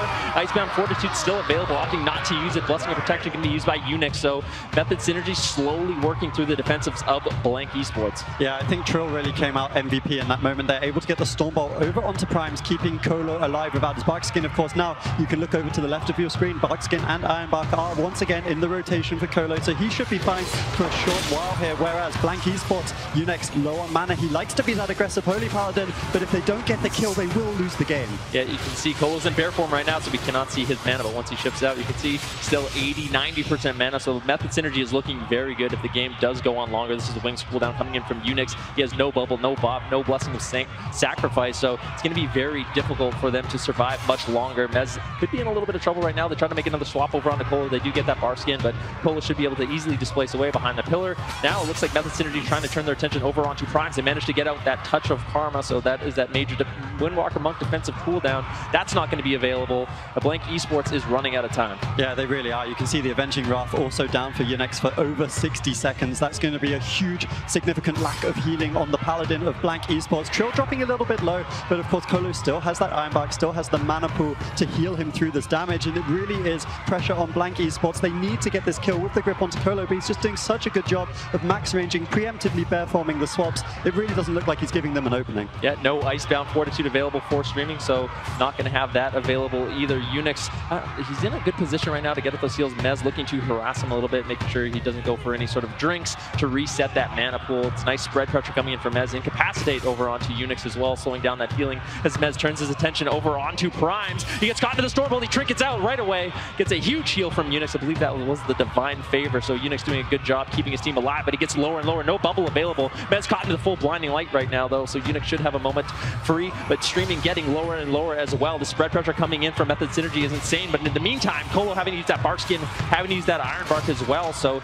if Blanke Esports can survive just a little bit longer, they might find an opening on Colo. Yeah, absolutely, but at the same time, Mez is on Unix, gets the kill. Method strike first blood in this series with the solo kill coming out of Mez, this veteran player. We talk about how great he is at the PvE aspect of the game, the PvP aspect also. They're going to be going for a little bit of a different strategy, try to CC Colo, maybe take down Mez, throw a curveball at Method Synergy. It'll be interesting to see what they do in this opener. Yeah, this is in a matchup we actually saw quite a lot during the regional championships, both in North America and Europe. And of course, Synergy, they came out of the North America championships as the champion, beating Splyce 3-2 in this exact matchup. So definitely very confident in this TSG. Mez on the Death Knight, of course, is the class he's the most known for. So not expecting to see him unconfident there. It's going to be curious to see if they are going to go for the swaps onto Unix. Yes, they do. Get the triple shockwave, good opener, but just the human ratio traded out. Nice grip. Mez getting lower and lower. This could be the Icebound Fortitude right away. Triple Fist of Fury coming in. Method Synergy is not looking good in this opener. Colo having to use Bark Skin and Iron Bark, but Mez manages to hold on. The Method Synergy now trying to counter pressure the best they can over on a Streaming. Nice disarm coming in from Trill, trying to slow down the Stormer coming in from Blanke. But Colo just cannot heal himself up. He cannot get away. Can Blanke Esports take him down. Nice double fear coming in from Trill. That will slow down this onslaught. But Colo caught into that incapacity. Prime's able to reconnect. That's an offensive blessing of protection coming in from Unix as well. So Blanke Esports kind of going all in. Yeah, they really are. They get the triple stun here with the Fist of Fury. Huge damage comes out of the touch of death. Big damage from Primes with the burst. Hammer of Justice just a little bit delayed. Colo may be able to get out of the woods here. Trill really has been MVP with these peels. We saw the double fear. Offensive all in from Unix with the blessing of protection. It's not quite enough to get the kill though, and Colo will get away with his life. Yeah, Blanke Esports in the opener, they have so many outs. A triple leg sweep, unfortunately, it was super DR'd over onto Colo, not getting nice value out of that 45-second cooldown. Mez getting lower and lower though. No Icebound Fortitude going to be available. Colo does have that Iron Bar coming out of that blinding light, but he has no trinket. Mez getting lower and lower. Finally, Colo is going to commit that. Streaming as well. Blanke Esports sort of falling apart at this point of the game, but they're doing a great job. Method Synergy really doesn't have too much left in terms of defense. Yeah, they really don't. If Blanke Esports can manipulate that 2-score kill in the near future, of course, that's what they're gunning for. But once again, story of the mana. Look at the blue bar on Unix, about 40%. We can see Grip now over onto Colo. They're trying to get the kill here. Barkskin is available. He's not trading it out, actually swapping up over onto Mez. He uses the anti-magic cell. No IBF available at this moment in time, but looks like he should be able to stabilize. Yeah, he's going to be completely fine now. Trill and Mez can sort of tear into stream. You can see he's trying to kite away. Luckily for him, he still has that Icebound Fortitude. Unix still has that bubble. He still has 2 Blessing of Sacrifice, or Hand of Sacrifices available. So a lot of defensive left still for Blanke Esports. They have some time to make something happen, but Colo's looking very safe with Renewal, with Barkskin, with that Iron Bar, manages to bear form that grip. Blanke Esports not able to make much happen there. That was a nice fear coming in from Trill to disrupt that triple stun. That's really what Blanke Esports is looking to do. They're looking to get those stuns onto Colo and the DPS, but just over and over it seems like they're getting denied. But Mez taking a lot of burst right now. Colo throwing out that Iron Bark. That should be enough to keep him alive. Nice swap over onto Colo. Now this could be a Barkskin as well. Good job by Blanke Esports. Although they were playing very defensive, they managed to generate some pressure for themselves. Yeah, and you can see Colo is running the Renewal talent, actually opting to use that instead of the Barkskin. Of course, he can't use it in the stun, so sometimes situationally it is better. Now the pressure in favor of Method Synergy. They're looking for the kill. Unix does have the Divine Shield, will trade it out, should be able to stabilize his team a little bit here with the Avenging Wrath, but Method Synergy are just playing so well. They're trading out the Barkskin here, but they recognize the situations where Colo's in trouble. Trill comes in with the fear, Mez comes in with the peels. They're always on point and they always know how to survive. Yeah, this is their game plan coming in. They can keep Colo alive. I mean, basically Blanke Esports, they have no other option but to train down a bear, and that is a very difficult strategy to pull off, as well as Mez and Trill are playing on point. Another DR stun going out onto Colo. It feels like Blanke Esports is really rushing these setups. If they did a little bit cleaner, they might be able to actually make something happen here. Unix, you can see he's going to be looking for that drink. He sits down. If he can get some mana, this is going to be put Blanke Esports in a reasonable position, but Streamy getting lower and lower, training out that Icebound Fortitude, trying to keep himself alive, giving Unix an opportunity to actually get out some mana for himself, putting their team back in the game. Yeah, and one of the offensive strategies you'll see coming out of some of these warriors, we saw Method Blizzo doing it as well. This is the disarm on the DK when he uses that Icebound Fortitude so that he can't get the Death Strikes out. It stops the healing, and that was one of the tools they tried to use to get Unix that mana, but unfortunately it did expire. Streaming was able to stabilize, and now Unix at about 30%. He's still going to be behind Colo, but it gives them a lifeline in this matchup. It gives them some time, much needed time, to get those swaps onto Colo and try to get the kill. Yeah, Blanke Esports, basically their objective in this game is to get Colo out of bear form. You can see Colo pre-shifting that once again, doing a great job. Double Shockwave coming in though. Colo getting caught in the stun, uses the Barkskin and the Iron Bark. He's getting taken down so fast. So much damage coming in from Blanke Esports right now. Colo trying to escape, uses the Renewal. Basically every single defensive cooldown was forced out there. Good job by Blanke Esports. Colo finally able to get away, stabilize his team's HP. Unix almost out of mana once again. Is he going to be able to go for a drink? Can Blanke Esports take down Colo very shortly? Colo can just survive a little bit longer. That Barkskin comes back up. Method Synergy is going to be a very good position. Yeah, and we'll really be watching for Trill and Mez on this next swap. See, there's the stun, out of form. Colo in trouble. Can they get the peels out? It looks like he should be able to survive. No real offensives available for Blanke Esports. Now the Touch of Death is back for Primes, but he wasn't able to use it on this swap. They're still getting a lot of damage out. Avenging Crusader, or Avenging Wrath, sorry, coming out of Unix, trying to keep his team offensive. If they don't get the kill here, he is out of mana and they will lose this game. Yeah, Primes still has that Touch of Karma. He's going to be throwing it out onto Mez, so Mez not going to be wanting to attack into that. Maybe he just wants to shred through it here. It doesn't look like he's going to, trying to turn his pressure over onto Streamy, but Streamy doing a really good job. You know, when Blanke Esports doesn't have their offensive build, they're doing a good job cutting. Triple leg sweep coming in once again. Mez immediately activating that Icebound Fortitude, so Cole really doesn't have to worry about him. Cole forced to use that Barkskin as well, getting lower and lower, finally behind the pillar with that Barkskin, but Prime ports right on top of him. Colo seems to have stabilized at this point of the game, though. Unix was not able to get a drink, so Blanke Esports not looking too good as Unix is almost completely tapped on mana. Yeah, Trill took a gamble there. He actually jumped, heroic leaped after Unix to deny the drink, leaving Colo on his own, and Colo barely was able to survive that, but they did get away with it. You can see Renewal back up for him in a few seconds. That's a 30% heal, so he should be okay with that cooldown available. Preemptive Ironbark on the stun as well. Well played by Colo. He really has been one of the strong players in this particular map, getting those bear forms on point. Primes needs to be able to survive. We are in Dampening. Those fuses he's tossing on himself, not going to really be doing too much. Unix tossing out some Holy Lights as well, but this is not a position you want to be in as a Windwalker DK. You're just surviving. At this point, they cannot trade damage with Trill and Mez. The Warrior and that Death Knight are just going to out-trade that Windwalker and that Death Knight as well, so they need to really be focusing on those setups, but they just can't get it. You can see Trill over on Unix right now. Streaming getting lower and lower as well. Almost has that Icebound Fortitude back up, but this is the same strategy we saw last game. Trill splitting, Mez splitting. Everyone on Blanke Esports is dying right now. Streaming needs to be able to keep himself alive, but this is another setup over on the Method Synergy. Nice leg sweep coming in. Colo getting lower and lower. The triple DR Bark Cheat. Can they take him down? And they do. Are they going to be able to get the cross kill on the Streaming? No way. Unix uses that bubble all in from Blanke Esports there. That was a beautiful setup, putting them back in the series. Wow, Blanke Esports showing that they are not going down without a fight in this series, actually able to take a game off of Method City. I expect those setups to be a little bit less effective coming in from Blanke Esports. Mez as well on that Demon Hunter, he now has some utility that he can bring to his team, you know, with that imprisonment, with the darkness, and that should help them as well play defensive and stall the game, which is what they're really looking to do. Yeah, and we can see once again, Colo has gone for the Renewal talent over the Displacer Beast, and to me, that says that there's a Druid here that isn't particularly confident. The way you want to use Renewal is if you come out of a stun lock in normal form, as we are seeing here, on 1% health. It's the only way you'll survive. He'll use the Renewal here, overlapped with the Darkness and the Bark Skin. Displacer Beast might not save you in that situation, but if you preemptively bear form those, you can get out with your life and just kite away. Yeah, Prime's going to be trinketing out of that Stormbolt. And what I was saying in the last game is Blanke Esports, when their trinkets start running out, that's when those fears, those imprisonments are going to be super effective by Method Synergy to slow down some of these goes. Streaming getting a little bit lower right now. Trill putting out a lot of pressure right now. Mez trying to do the same sort of split strat that we saw in game number 1, pressuring down Unix very hard right at this particular moment, actually interrupting him. So Trill doing work on the DPS. You can see Colo playing very, very defensively. He does not want to get gripped.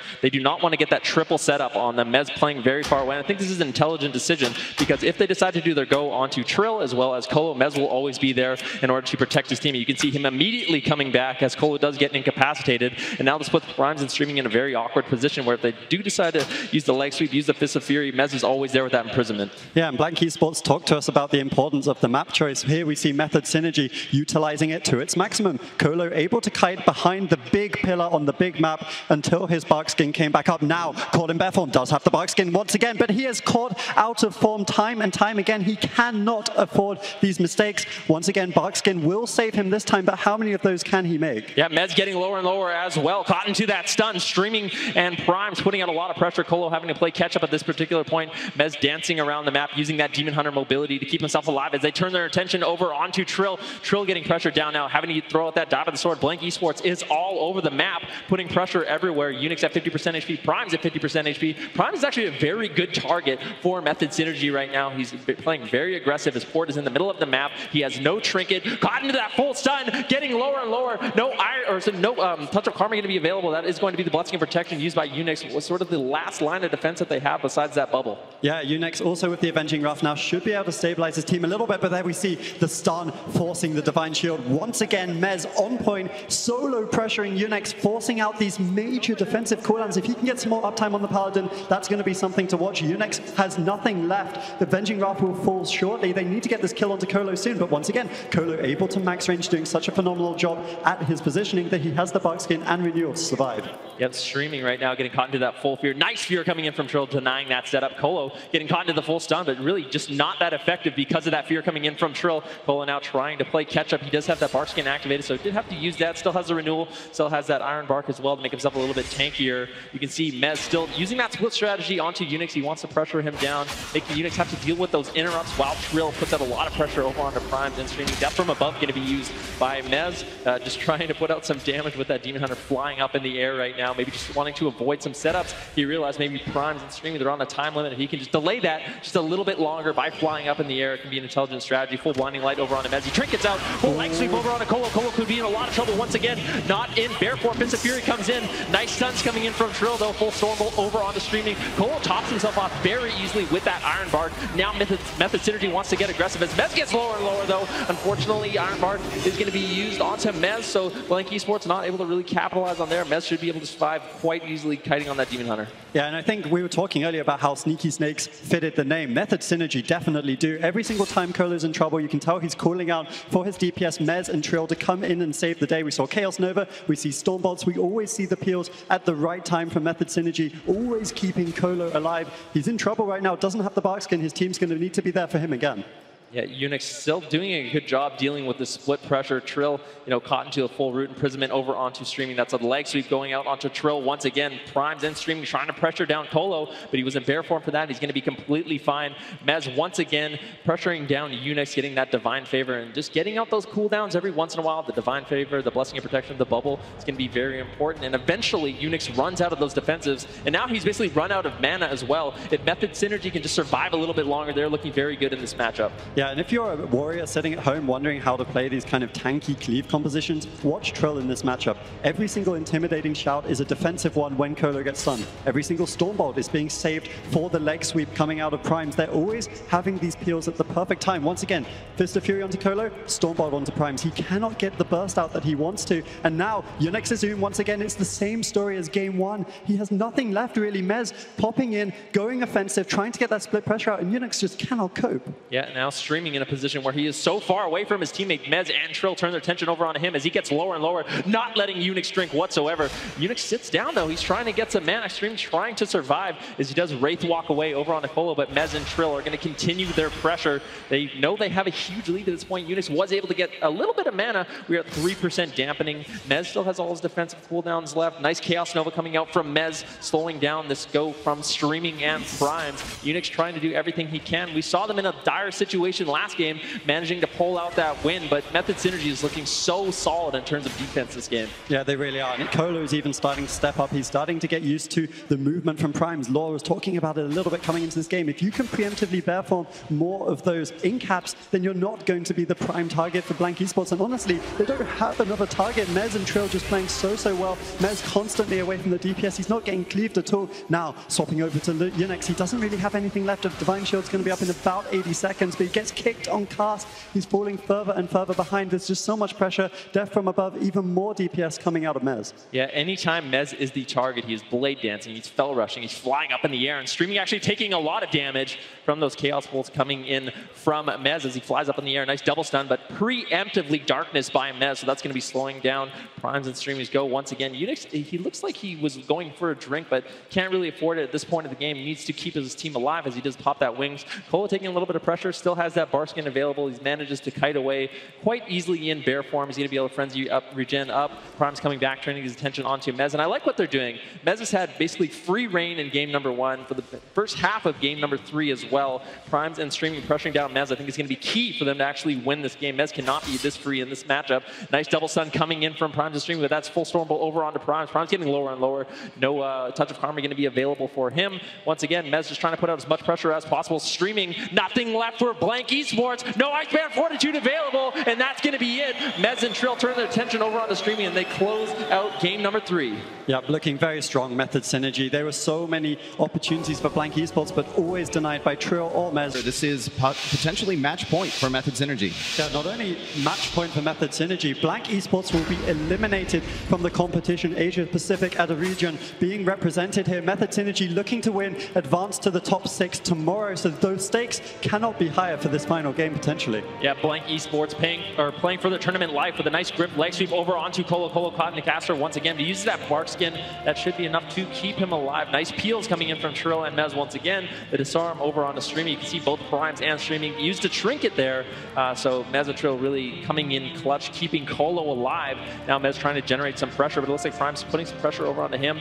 Colo once again looks to be the target of choice, but it's just so difficult for Streaming to actually push into this room and keep that damage up on Colo without putting Unix in a really bad spot. Yeah, and this is definitely the best opener for Method Synergy so far. You see Colo only had to trade out the bark skin, but Primes, he used used the touch of death. He used all of his offensive cooldowns as well as streaming, and they didn't really get anything significant from Method Synergy. They catch Colo out of form, but once again, he's able to preemptively bear form the stun. He is playing on point. Mez caught up in the hodge, dispelled by Colo, using death from above to kite away from this situation, but Unix is going to fall further and further behind since his team just does have so little pressure at this point. Yeah, Primes and streaming need to be a little bit more patient. When they get that death grip, they get that incapacitated. They cannot give Colo a free global to get into bear form, because you can bet he's going to be mashing that key to keep himself alive. Once again, tanking out this damage, preemptively ironbarking himself, but still, right now, Blanke Esports is just going through. It's a lot of pressure coming in. Nice Stormbolt over onto streaming. He's not going to be able to get out of that. Mez getting lower and lower as well. Colo has basically used every single one of his defensive cooldowns except that renewal. Mez trying to keep himself alive. He's going to be kiting out of this room right now.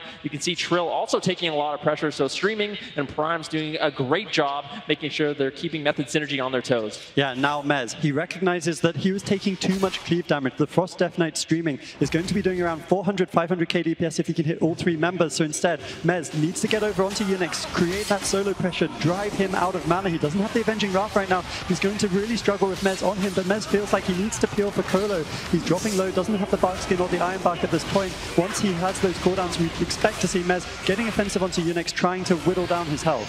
You can see how much pressure Unix is under right now as Mez uses his Metamorphosis, going into Demon form, forcing out that bubble right away. Unix down to around 40% mana. Prime's getting lower and lower as well. He's going to be caught into that imprisonment. Nice leg sweep coming in from Prime, streaming, trying to counter pressure down Colo a little bit right now. Nice double stun coming in from streaming onto Mez as well as Colo. That is going to be the Barskin force, but Primes maybe have to play a little bit defense now. He's caught into the full stun. He does have that touch of karma available, but is he going to be able to get it off? He does. Nice imprisonment over onto Unix. Primes needs to make sure he's not overextending in this matchup, or it could, you know, be the end of him. Yeah, he tried to use the touch of karma and reverse it with the touch of death also over onto Mez, but Mez once again reacts perfectly, as you were saying earlier, Ven. He's just able to use that mobility on the Demon Hunter to kite away. There, caught up in the stun though, taking a bit of damage, but Prime's without the touch of karma. He's dropping so low. Uses the incap on Colo. They're trying to get away. Kite survive for their very tournament lives here at BlizzCon 2017. Unix's Avenging Wrath's up in 5. Should be able to stabilize his team with that cooldown. There is an opening on Colo right now. He has no Bark Skin available. Full Stormbolt onto Primes once again. He has his port in a very good position, keep in mind, so if at any time he needs to, he can port away. Nice triple stun coming in from Primes, but gets caught into the full fear. Trill just doing such a great job in this matchup with these peels, with these fears, with these stuns over and over, slowing down these goes coming in from streaming and Primes. Colo trying to kite away, once again going into the room, pulling Unix into a very bad spot. You know, Primes not feeling too comfortable right now. He has no defensive cooldowns whatsoever. Unix able to get a big heal on him, topping off his team. This is good for Blanke Esports. Get a bit of a reset there. Trill down to around 50% HP, but he should be completely fine. He still has the die by the sword. Nice grip, double stun once again over onto Colo and Mez, but Trill coming in clutch with that Stormbolt, slowing down every bit of damage coming in from Primes. Yeah, not all heroes wear capes, but Trill definitely wears a thick axe. He's playing so well in this series so far, peeling Colo every single time we see he's just at full health. He's even trying to get a little bit offensive here. Looks like he's trying to kite away towards Unix, maybe even get a bash or something, but Unix dry on mana once again, down to 10%. He's going to have a short leash on life. We see the triple stun coming out, trying to get the kill, reversed onto Mez, able to get the death from above though just in time. Yeah, that death from above, such a smart talent choice coming in from Mez. He gets to fly up into the air. Colo gets an opportunity to throw out some hots, but they turn their pressure over onto Colo. He doesn't want to overuse right now, just opting to basically use nothing, keeping himself alive with that bear form. Primes had to run away as so much pressure was put over onto him. Unix completely tapped on mana at this point of the game. Mez still a great target. Nice Fist of Fury coming in. Mez actually trinkets out, gets caught into the restun. Colo and Mez rotting down lower and lower. Can Blanke Esports take down Colo at this part of the game? Streaming now caught into a full imprisonment. Unix really doesn't have anything to keep him alive besides one blessing of protection. Streaming still has that Icebound Fortitude to always fall back on if he needs it. It's going to be breaking him out of a stun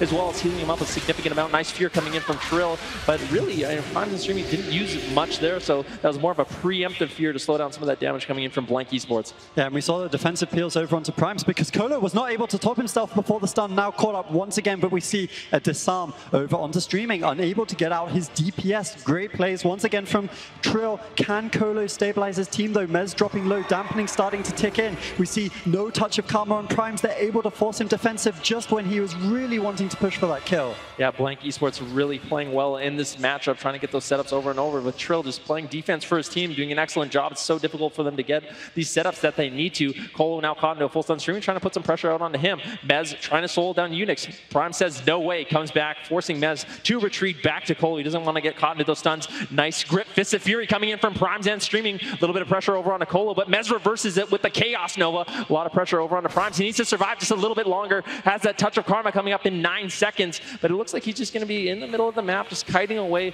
quite easily. Mez and Trill not able to find the damage on that target. Unix now into full imprisonment. They just need to survive through this Avenging Wrath Unix has up. That's going to be empowering all his heals.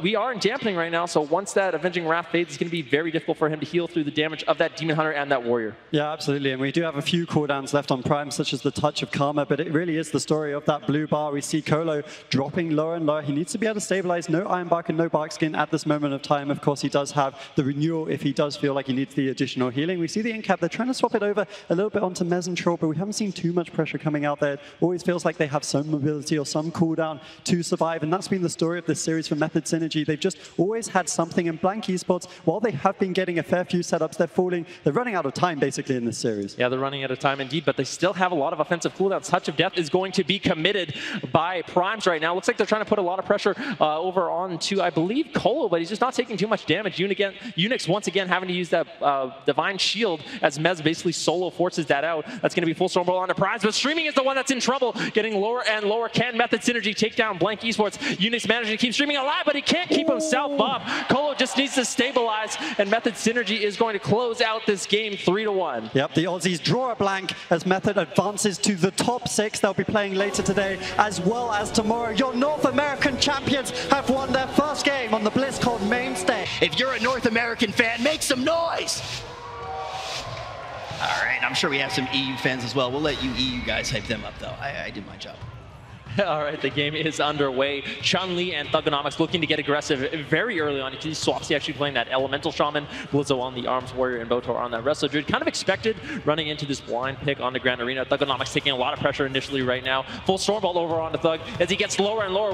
Noah's actually gets wind sheared. Thugonomics is in a lot of trouble right now as he pops that Metamorphosis, trying to connect some damage over onto Swapsy right now. But Method Triforce definitely winning this initial exchange. Yeah, we haven't actually seen this matchup yet at BlizzCon, so I'm curious to see how it's going to turn out. Of course, Windwalker Death Knight coming out of some of the teams into Thunder. Thunder has tend to have been prevailing so far, but the Demon Hunter provides a little bit more utility and mobility, of course, compared to that Death Knight. Thugonomics has also been looking very good on that. I'm curious to see if they can get some spread pressure over onto Botar. I think that's what Thugonomics should be looking for, but Blizzo's just doing such a good job of generating so much pressure onto him. He can't really get away from Novos right now.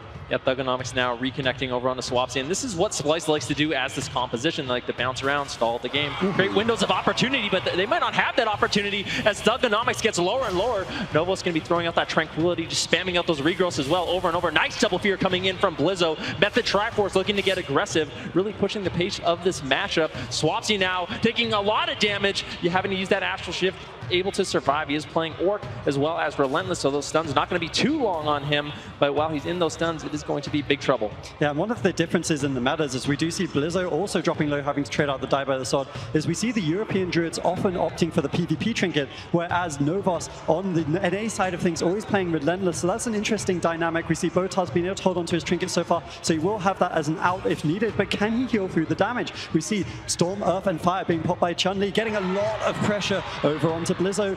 Blizzo should be able to get out of this. Can he kite away? He might just pull down here. We see the trinket coming out from Botar, casting some heals, may be able to keep him alive, but it's just too much damage. We see Novos pushing it for the bash. Botar has to kite away, can't get the heals out just in time to keep Blizzo alive. What is happening? That's unheard of. Swapsy spamming out heals, Botar spamming out heals, and Blizzo just remaining low. What basically kept Blizzo alive there was a nice Stormbolt on the Thugonomics. He was able to heroically go away, and Botar was able to top him off. So he is very stable on that Arms Warrior right now, but that was nice pressure coming in from Splice.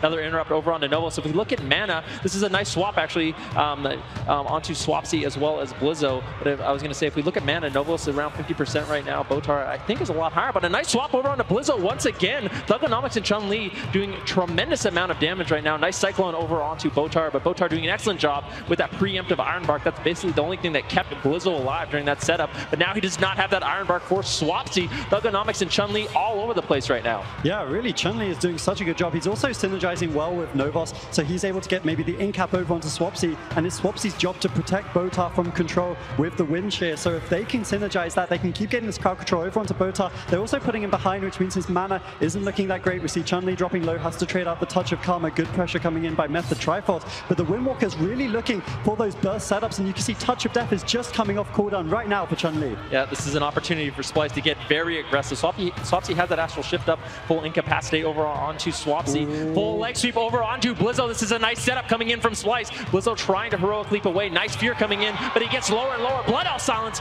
may be able to seal the deal, but Botar has an opportunity now to throw some heals over onto Blizzo. Iron Bark now coming off cooldown. Nice Hex coming in from Swapsy, slowing down some of that crowd control. Nova's not going to be able to throw out those Cyclones or any additional heals or crowd controls while he is CC'd, so Swapsy doing an excellent job with that to keep his team alive. Presence of mind on Blizzo there was phenomenal. Not did he just fear the DPS, he instead leap, feared Novos on the Recyclone, into the Hex from Swapsy. Even in these dire situations, Method Triforces find ways of not only getting out, but also getting aggressive. We can see Chun-Li doesn't have the touch of Karma. Maybe they're going to try swap it over onto him, but it looks like Thugonomics is the target of choice. A good low Cyclone. Blizzo walks over to Chun-Li. He's just going to be able to kite away, though. The Windwalker so mobile on the side of Splyce. Yeah, Thugonomics now caught into a full stun. He does not have his trinket, so that is an opening for Method Triforce. If he gets caught into a full Stormbolt, he has no blur available, he has no trinket available. Could be very, very dangerous for Thugonomics. As Novos' addition, he doesn't have that Iron Bark. Nice swap over onto Swapsy once again, incapacitate onto Botar. Botar immediately responds with that Iron Bark. That's going to be enough to make Swapsy tanky enough and receive additional healing, so he should be able to survive. On a nice bit of pressure over onto Thugonomics right now with the bash over onto Novos. Full Cyclone as well. Botar getting aggressive with that crowd control. Thugonomics going to be dropping that Darkness, though. He wants to prevent all of that incoming damage with that cooldown.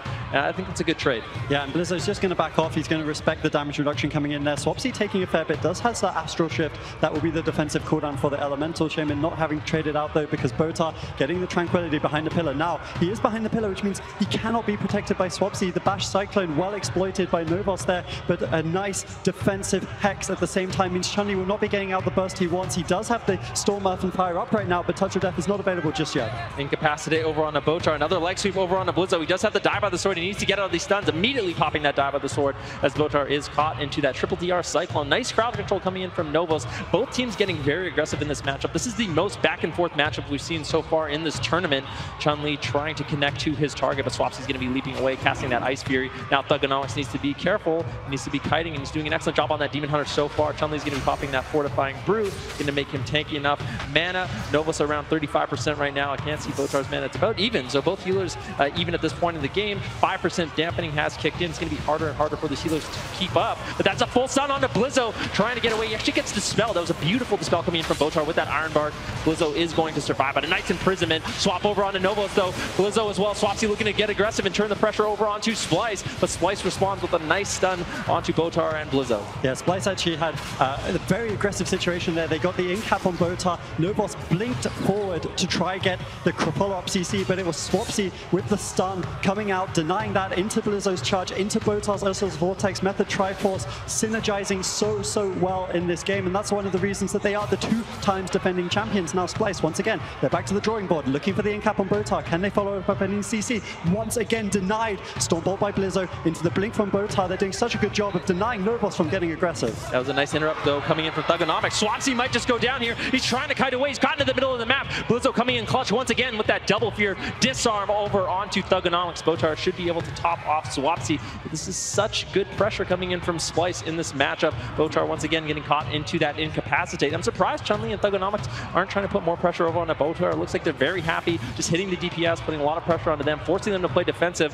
Thugonomics now caught into the full Stormbolt. He's going to be trinketing out right away, trying to run away, trying to kite. He realizes Novos under a lot of pressure. He's at 50% health, not doing so well on mana. Splyce really has to play catch up at this point of the game. Method Triforce completely tops, and this is looking very good for them at this point. Yeah, Splyce are the team that want to be offensive. They want to use Chun-Li's in-caps over onto Botar, get setups onto Blizzo. You can see it happening once again. No real defensive cooldowns on them since Botar had to trinket on the previous setup. On the flip side, though, Method Triforce, they have the Warrior, they have the Mortal Strike healing debuff, which will help them as Dampening stacks higher and higher. Novos is going to struggle more and more. And of course, Thugonomics on that Demon Hunter is very squishy, gets caught up in the stun, wind shear over onto Novos, but Thugonomics able to get out with the dance. He's just kiting away. Yeah, that Blade Dance Fell Rush once again. We saw Mez do it in the last game. Thugonomics doing it this game. Demon Hunters are exceptionally slippery. So are Windwalker Monks. That's what makes this matchup so difficult for Method Triforce. Their targets can just get away so easily. Nice double stun going out onto Blizzo as well. Swapsy doing a great job with that Thunderstorm, denying that go coming in from Chun-Li and Thugonomics. One thing I want to note,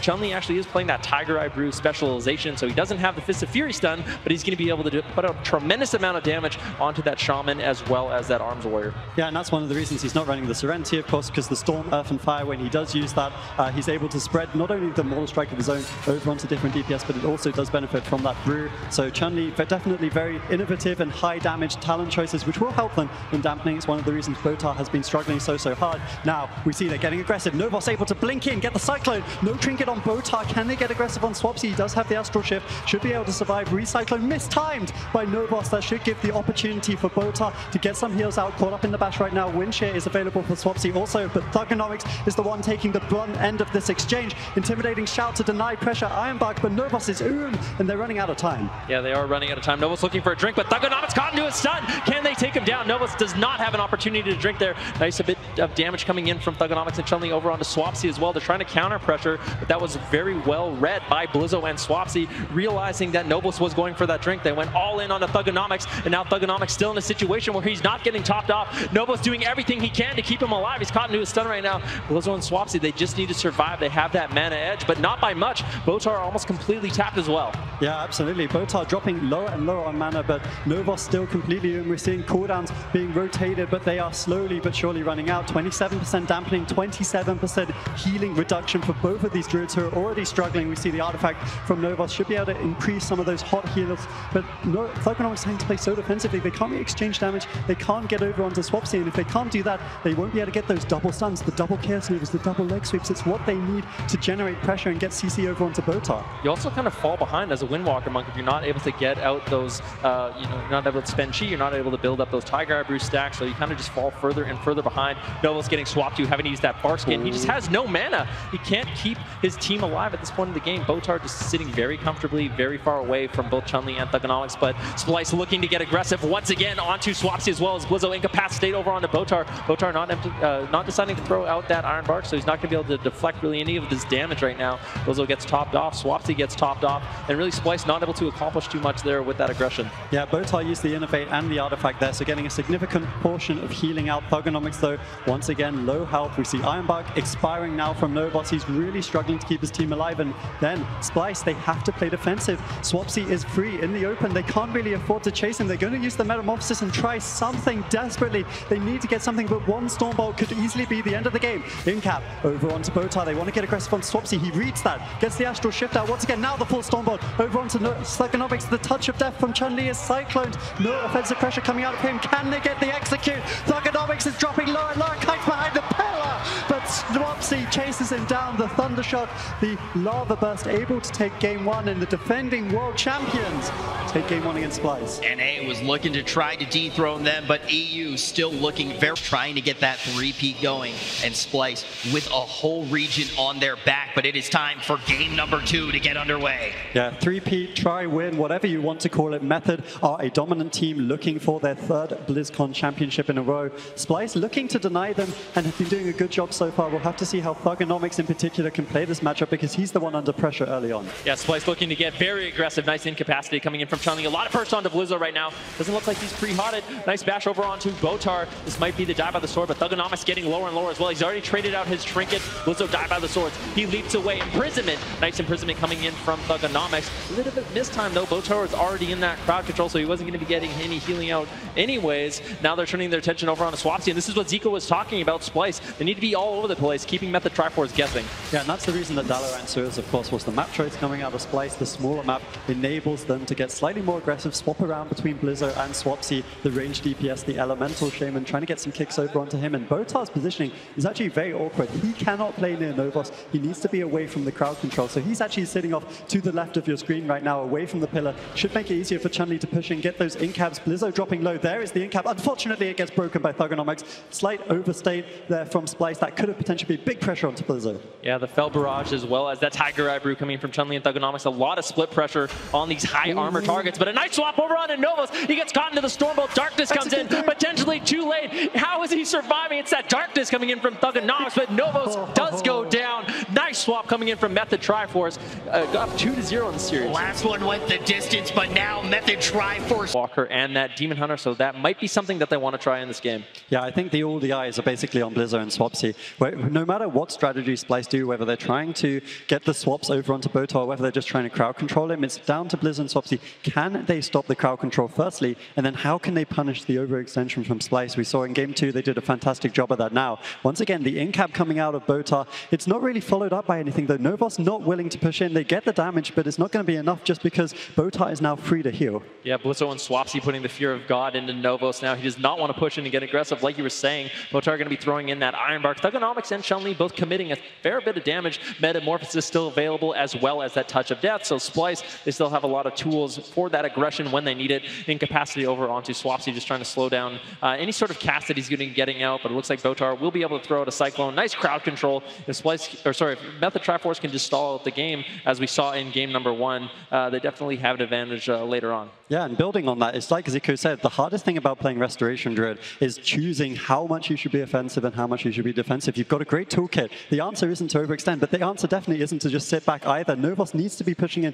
for those crowd controls on Botar so that they can actually generate pressure before dampening. And we can see he's going to start pushing towards him just a little bit, but he's scared to displace a base in. As you said, Method have scared them so much, and Splyce are just kind of wasting time right now. As we head further into dampening, Method Triforce will be edged. Yeah, I really feel like Splyce, they need to get aggressive. Although Novos got taken out quite easily in game number 2, I don't think they're going to win this matchup by playing passive. On that Cleave with the Windwalker and the Demon Hunter, they need to play fully aggro. Otherwise, Method Triforce with their composition will eventually win on mana. I mean, Novos already down to around 60% mana. Nice little swap over on the Thugonomics. He's taking a little damage, but Novos positioned so well, he should be able to easily heal off his team. But I just don't think Splyce will actually end up getting a kill unless Novos contributes to that crowd control. Yeah, Novos is trying to contribute, but he's never willing to use the Displacer Beast. He hasn't used it one time yet this game. And of course, Method Triforce will never swap to him unless he does overextend. We see the Stormbot over onto Chun-Li, in-cap onto Blizzo, denies the execute. Nice low Cyclone onto the Touch of Karma, but this is the story. Method Triforce can do whatever they want. Botar is free. Swapsy is just trying to be aggressive onto Novos. He doesn't have to protect his healer at all.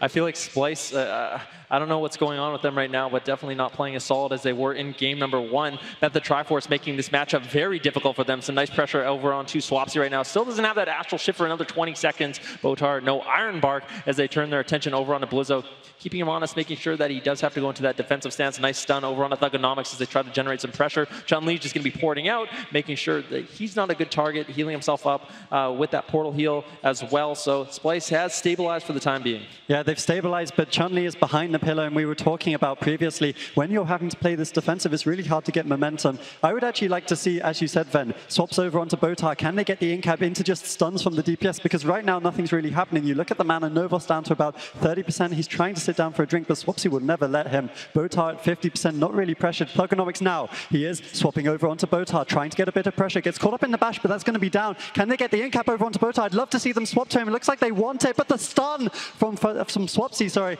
is going to deny the Chaos Nova, so Botar should just be able to walk away. Yeah, he's going to be completely fine. Novos getting lower and lower on mana at this point. He's playing so far away, but this is it. He's going for that drink at this point in the game. Potentially going to get it, but it looks like Botar will just displace in. Maybe Thugonomics and Chun-Li can capitalize on that, like we saw in game number 2 onto Novos. A Druid that doesn't have that mobility, it can be very, very susceptible to that damage. Nice amount of pressure over on the Thugonomics, though. Thugonomics basically having to run so much in this game. Method Triforce definitely adapted to this composition. They're really putting it to Splyce at this point. Yeah, I think they did a good job of adapting. They realized they can punish the Restoration Druid. It's something they've done in several years before, let alone in this tournament. Novos is really, really scared. He cannot do anything. He's just trying to get drinks 24/7, but Botar's pushing in, Swapsy's pushing in. They're not scared at all at this point. Blizzo does have the die by the sword, even though he's dropping low, so he should be okay for now. We see the Bash Cyclone over onto Novos with the Stormbolt on Thugonomics. Does have the Darkness, will trade it out as well as the leg sweep, but a beautiful low Cyclone once again. Botar is just able to get those Cyclones on point. Yeah, Thugonomics having to play so defensive. Chun-Li trying to generate as much pressure as he can in this matchup, getting Blizzo a little bit low. That's going to be a nice imprisonment if they can get some CC over onto Botar right now. Maybe they can capitalize on that, but a triple DR stun going to be used over onto Blizzo. Definitely unfortunate for Splyce. They're not going to be able to capitalize on that too much. Swapsy taking a little bit of pressure pressure right now. And this is what we've seen from Splyce in the past, looking for that split strategy. So we can see Chun-Li trying to pressure down Swapsy. Thugonomics just trying to live, getting some pressure onto Blizzo as well. Yeah, all eyes on Chun-Li in this matchup now. He needs to be the one to step up from his team. They are behind. They're behind on mana, behind on pressure. If Chun-Li can produce a miracle here, he can get the swap over onto Bowtie. He gets the end cap. He's not looking for it right now. Doesn't have that touch of death for a few more seconds. You can see Thugonomics trying to push in on Bowtie. They're trying to generate some of this blood pressure, but all eyes on Godly as Thugonomics drops low into the Mighty Bash. Should be able to get out of this one, though, with that mobility. Yeah, Demon Hunter's super susceptible to damage when they are caught into those stuns. When they're not stunned up, they definitely have the mobility to escape. Thugonomics going to be in big trouble until that trinket comes back up in around 5 seconds, but he's just lower and lower. Novo's having a very difficult time right now topping off his team, but Swapsy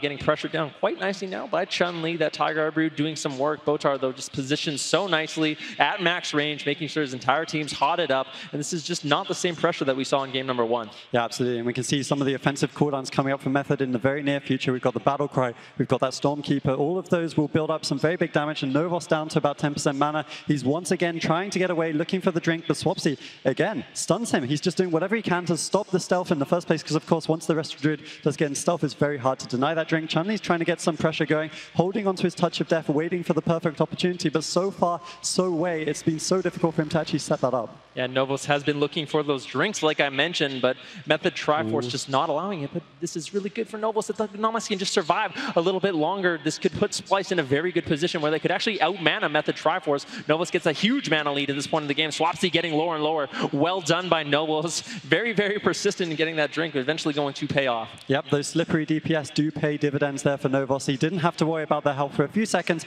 and he was continuously looking for that prowl stealth into the drink. He's got 60% mana now. Can they do anything with it? Dampening starting to stack. That Arms Warrior will become more and more effective with the Mortal Strike healing reduction.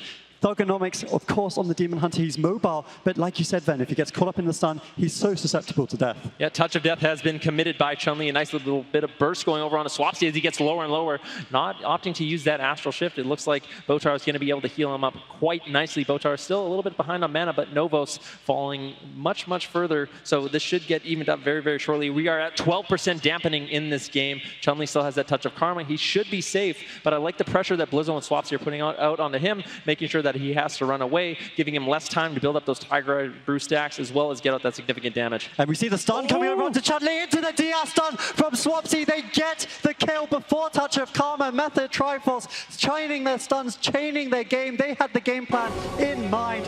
3-0-9-0 at BlizzCon. And they do. Sportsmanship Hunter and Wallabear as well on the Feral Druid. This is going to be a showdown to definitely keep an eye on as the gates open. Yeah, we definitely expected the jungle cleave, of course, the Feral and the Hunter coming out of Panda Global. I was wondering if they might go with the Restoration Shaman, but RubCup decided to wing it instead with that Holy Paladin. So we'll have to see, can they get aggressive? Wallabear in stealth at the start of this game, looking for the stun. Rind preempted bear form, good opener from him. It actually looks like they're trying to tunnel down Rind a little bit. He's going to use that Ursul's Vortex and clear away with the dash. Look at that Ursul's Vortex. It was absolutely beautiful. Rind got completely away from that initial assault. RubCup now soaking up a Hex. Wallabear dispelling it, but they're getting cleaved down. They're leaving Josito open in the center field. You can just see him spamming Chain Lightnings onto the whole team. RubCup trying to recover with the Avenging Crusader. He seems to be stabilizing for now. Jellybeans is crossing the map. He wants to initiate on Rind. Rind needs to reposition. Jellybeans is just chasing Rind, looking for crowd control. Finds the bursting shot. Needs to continue the chain. Lands the trap. Looks like they're targeting down Josito in the middle of the map as Shape has already retreated so far away. Now they need the Hodge out of the trap. The Hodge has been landed. Good crowd control chain from Panda Global. Shape is trying to use his mobility, gating to the opposite side of the map, but Rind is still locked down in crowd control. Josito looking for a Hex onto RubCup, trying to buy some global cooldowns. Wallet, nice stun to cross crowd control it into the Axe Toss. Perfect CC chain there from Unitas Black to cover that Hex. Now that they've baited Wallabear's trinket, if they can stay alive, he's going to be an open target. Yeah, oh, but there's so much damage. Play coming out from Shapers was so great to kite away there. He was able to just make Jellybeans make the choice, right? He had to either go for the crowd control over on Rind, or he had to go for the damage. Now the Hodge over onto him. Can they get the CC? They're actually using the Avenging Crusader from RubCup to get some damage into the trap on Shapers. Has to trade out his shield wall there, but Wallabear getting so much out with that incarnation should have expired now. Maybe Unitas Black can stabilize. Yeah, and they're switching their attention to Jellybeans, bursting him down to half. A bash landed onto RubCup, choosing to use that human racial, getting out of that stun. Very important they get it as a healing out during Avenging Crusader. But now Shapus with an excellently timed lockout there is going to put RubCup on the back foot. Jellybeans may need to trade out aspect of the turtle. He's retreated back behind the pillar. pillar. And obviously with 2 casters as Elemental and Demonology, Jellybeans and Rubcub are in a very safe space back there behind the pillar. Wallace had enough. He's going to jump back into the center of the field. He's going to meet a ton of damage as a result, though. Rubcub looks like he wants to start the assault, charging towards Rind, landing that full Hammer of Justice, but they've got Jellybeans crowd controlled at the same time. That trinket earlier might cost him the game. He was playing the human racial, so he's able to trinket out of this stun now as well, so he's going to be able to survive pretty easily, but he needs to get back to the pillar. With Rubcub's Avenging Crusader now available, perhaps he can push out. They're still looking for crowd control on Rind, but they don't have enough damage really onto Shapus or Josito just yet, and now with the crowd control subsided, I would imagine Shapus is going to start to stabilize. If Rind is in no crowd control, casting out those regrowths, he needs to position very far away from Rubcub though, because Shapus is just taking a ton of damage. Ironbark traded out to recover, but Rind caught into the stun. Shapus' Fel Guard has gone down. He's managed to resurrect it. Needs to get ready to kite away. Looks like they switched some damage actually onto Rind. I really like these axe tosses though onto Jellybeans, maybe into a bash. It looks like Rind blinked in there to do something. There's the bash. Can they follow it up with any crowd control? Doesn't look like it. They're going to get the fear. Good teamwork between Shapus and Rind, but Jellybeans already behind the pillar is going to start to stabilize. Yeah, Rind and Shapus are playing very well both offensively and defensively. We see the synergy there coming out of them, able to force the aspect of the turtle from Jellybeans. So a big, significant cooldown forced out by Unitas Black. Now, here comes the crowd control over onto Rind. Watch how Shapus plays this. He's able to pour behind the pillar, meaning the Jellybeans cannot get damage out onto him. And we see how low Shapus drops when he is in the middle of the map, but he's never there when Rind's in crowd control, crucially for his team. Yeah, we can see right now Rubcub getting feared away on his Avenging Crusader. That's going to put his healing behind, but Jellybeans is looking for crowd control for his team. Can he keep the chain going on Rind? Odds into bursting, no trap just yet. Josito, though, getting pressured. Looks like they're just doing a ton of damage, and Josito's caught in the middle of the map. They're going to stun up Jellybeans and look to reverse it, opting to trinket out of that axe toss. Rubcub leading the charge, gets crowd controlled on the Avenging Crusader, trinkets out of that as well. Shapus is now being pressured. Rind trades out Ironbark to recover. Shapus may need to think about kiting, but if he uses Portal before Rind is crowd controlled, as you were saying, Healing Stat, he's going to be vulnerable later. Yeah, and I mean, just the synergy coming out of Unitas Black offensively as well. Every single time they hex Rubcub, they have cover onto Wallabear. They're actually forcing PvP trinkets now with the full fear over onto Rubcub. Wallabear's in trouble. Jellybeans is without aspects of the turtle, and this Lock, Shaman, Druid from Latin America are really starting to take command of this game. Yeah, Josito needs to trade out some cooldowns here, perhaps. He's trying to kite. Nice Cyclone on low HP by Rind, but now he's in the Wyvern Sting. Josito's trying to solo Jellybeans, trying to give him a taste of those lightning bolts. Down to half full hex on Rubcub. Wallabear feared away into the stun. Just 1 second too late. That stun was 1 second earlier. It might have been Jellybeans' life, but now he'll recover. Josito's now on the back foot, retreating back to the pillar. Great offense and defense from both these teams. Now getting caught, though, in the open. Rind trying to heal through it with Artifact activated.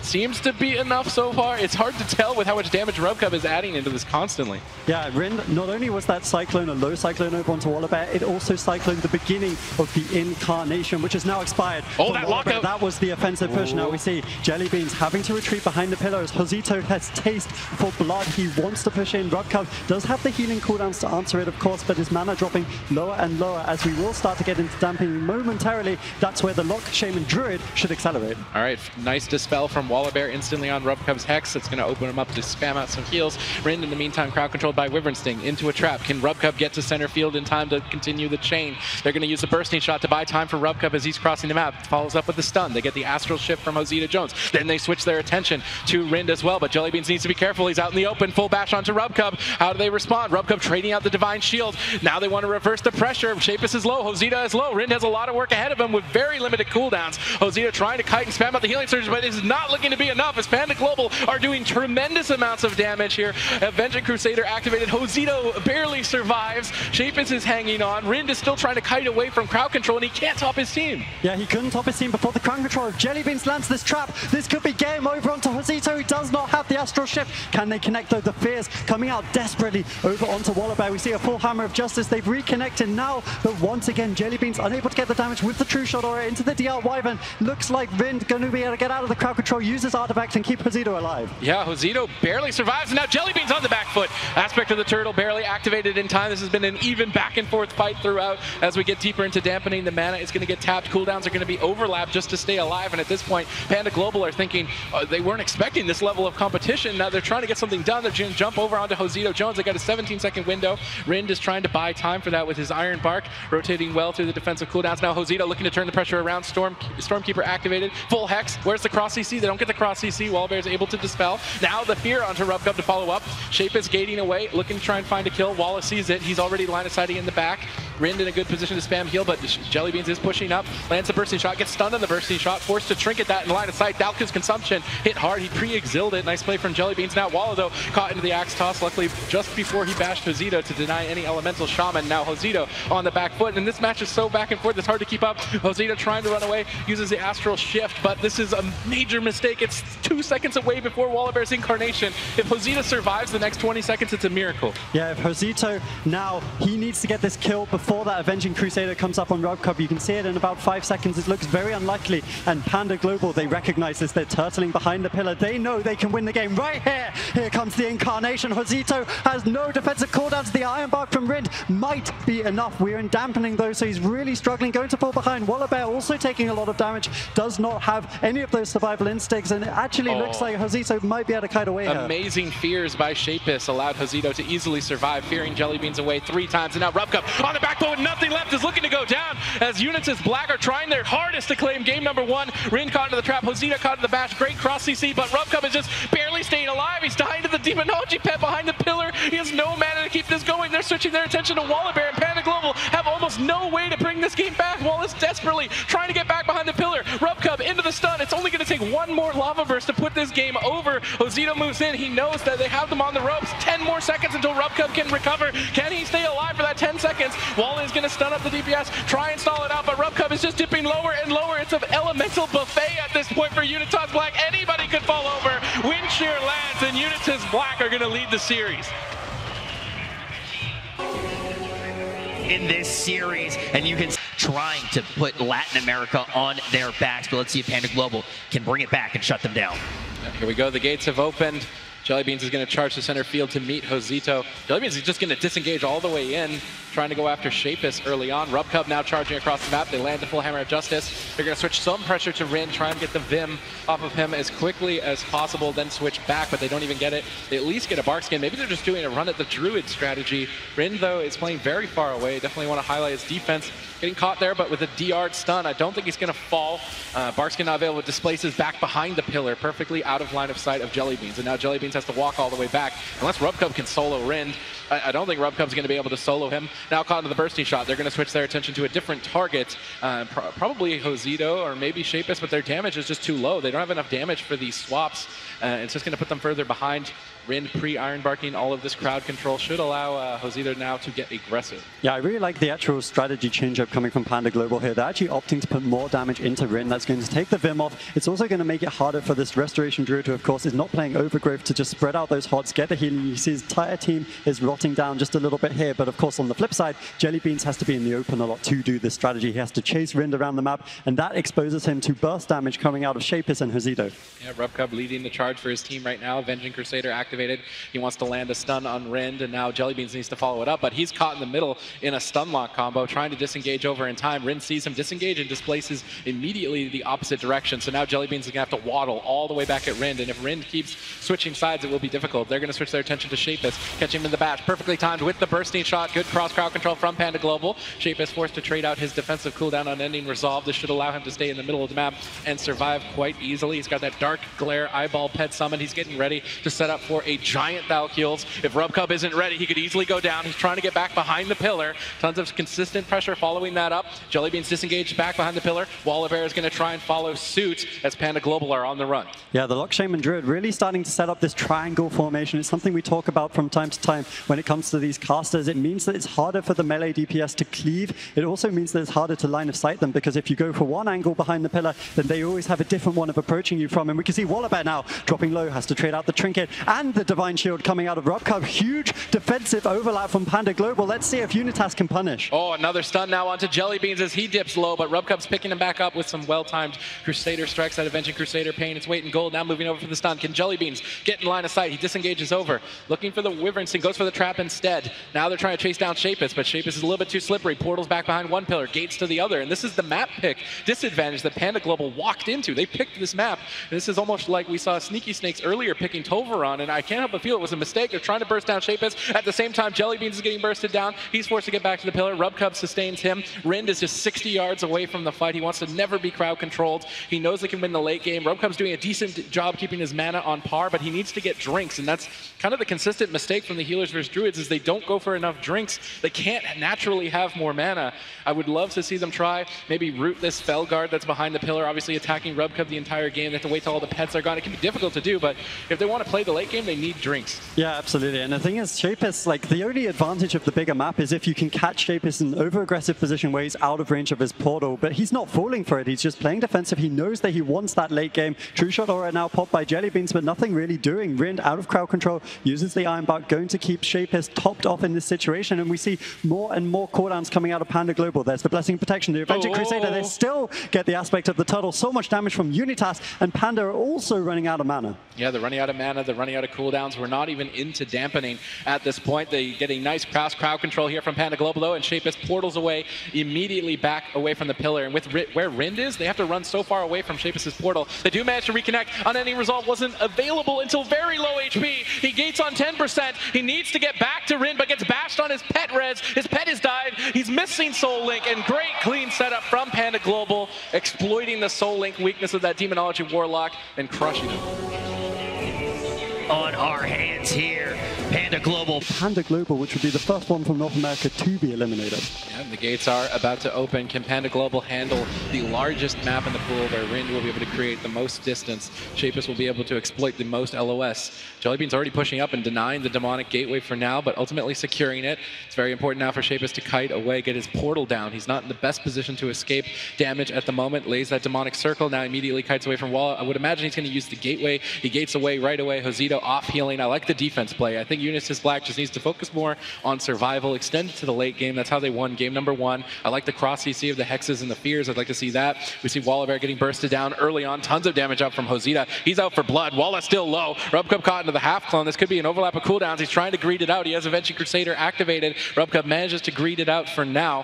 Jellybean's getting feared away. Shapus in center field, but he wants to wait for Rind to get crowd controlled before portaling. I'd almost like to see Rind reposition. He's very far away from Shapus' portal. It would be difficult for him to get back. Shapus also needs to make sure he's managing his pet. I'd like to see it maybe on the Paladin far away. Now is where the portal is needed. He's getting bursted down a half. Portal's back, out of line of sight. Rubcub and Walla have a long way to get back to Shapus. Jellybean's ultimately missing the trap there, lands the Wyvern. Shapus is still in the best position, and they're exploiting the map very well, but Rind needs to get back to him. And this is the positioning I was talking about. Rind is too far away to get back to Shapus. They get Unending Resolve. They still have constant pressure throughout, and Rind needs to rotate around the map a little bit more so that doesn't happen. He gets interrupted on the pet res. Shapus just goes down, and Panda Global are out to show that why they are one of the best teams in North America. They're just going to be able to adapt and learn. With Josito on the Elemental, can synergize, get some damage out onto Wallabear, as we saw Jamie do earlier today. Yep, as the gates begin to open, match point for Panda Global. Can they do it, or will Unitas Black strike back is the question. Hosea Jones, Aiden charging out, showing that they are ready and raring to go. They're going to be going after Rubcub immediately, who Rubcub immediately mounts up and charges in. Panda Global, both teams are unafraid to initiate the assault. Hosea Jones is going to be the primary target, I can imagine, for Panda Global. They want to shut down his pressure, train him down, but in the meantime, with a Stormbolt on Walla, gets him bursted down to half. He opts to Trinket. That was a very, almost nervousness Trinket there from Walla, but now he's still getting pressure. He can't overextend. He pulls back. Rubcub trying to pick him back up, getting Windshield on that heal. Good shutdown by Josito. Avenging Crusader now bashed. He opts to Trinket out of that as Walla now feared on the Trinket. Perfect from Unitas Black. Wallabear, the Blessing of Protection is now over. Walla is dangerously low, and I have no idea why they didn't play this earlier. Aiden and Josita starting this game off amazingly well. Yeah, they forced so many cooldowns, and Panda Global, you wouldn't think it from that, but they used all of their offensives there. That was the incarnation coming out of Wallabear. Will be expiring soon. They're actually going to swap it over onto Rind because Josito's doing such a good job playing away. He's dropping low. Triple DR stun. Block Skin comes out into the Frenzy Regeneration heals. Should be enough to keep him alive with that artifact up. But Rind dropping low. He's still not out the woods. He needs help from his team. Josito cannot heal him. He's being guided away. Rind now he's not dispelling the Hex. Walla's not dispelling the Hex. That Hex bought Rind enough time to get away, and now Walla is getting counter-pressured. Jellybean sitting that Hex was a huge mistake by Walla. It's going to put their team now behind. Rubcub is trying to keep their team in the fight. Avenging Crusader now activated. He's going to boost his healing a lot. Josita sees that. He's going to retreat away. Aiden still trying to keep up the aggression on Walla. That Feral is going to be the primary target. They need to keep him away from the Elemental Shaman. Aiden doing a good job backing him up so far. Disarm on Jellybeans now to prevent his pressure. Would have maybe liked to see that during crowd control. Now the disarm isn't available. Rind repositioning far away from Rubcub. Rubcub sees sees his reposition, charges right after him, lands that full hot. Hosito looks for a Hex, cross CC'd with the Storm Bolt. Well timed, but unfortunately not going to result in too much. Rin still caught up in crowd control. Hosito now into the bash. Seems like Rin is going to stabilize him, feels comfortable with just the Iron Bark. Unitas Black just need to keep playing this clean, just stay alive, and they've got this. Yep, this is the sign of a veteran player. Rin under so much pressure, but able to stabilize his team, keep his head calm. Very important on the healer role, of course. And Wallabat doesn't have any of those survival instinct charges, so he could be in a bit of trouble. We see the Incarnation up in about a minute or so that's going to be their next big offensive push coming out of Panda Global. But Rob Cub, of course, dropping lower and lower on mana. We see the cross CC once again, gets the bubble. Beautiful Stormbolt to cover that Hex. Yeah, the cross CC between Aiden and Hosito is great on offense. Let's see their positioning now on defense as Rin is sitting through crowd control. Triple fear from Aiden. Sick fear from Aiden. Rin will easily survive that stun. Now the Avenging Crusader is shortly going to be over. If they can go for another Stormbolt play, maybe Rin bashes up Rubcub. Walla could be in a ton of trouble. Rubcub still just keeping up the charge, trying to build pressure. Rin looking for some cheeky Cyclones. He doesn't want to get interrupted, though. The game could swing in favor. If he gets crowd control, goes for the bash, the safe play. Bash, cross, Stormbolt.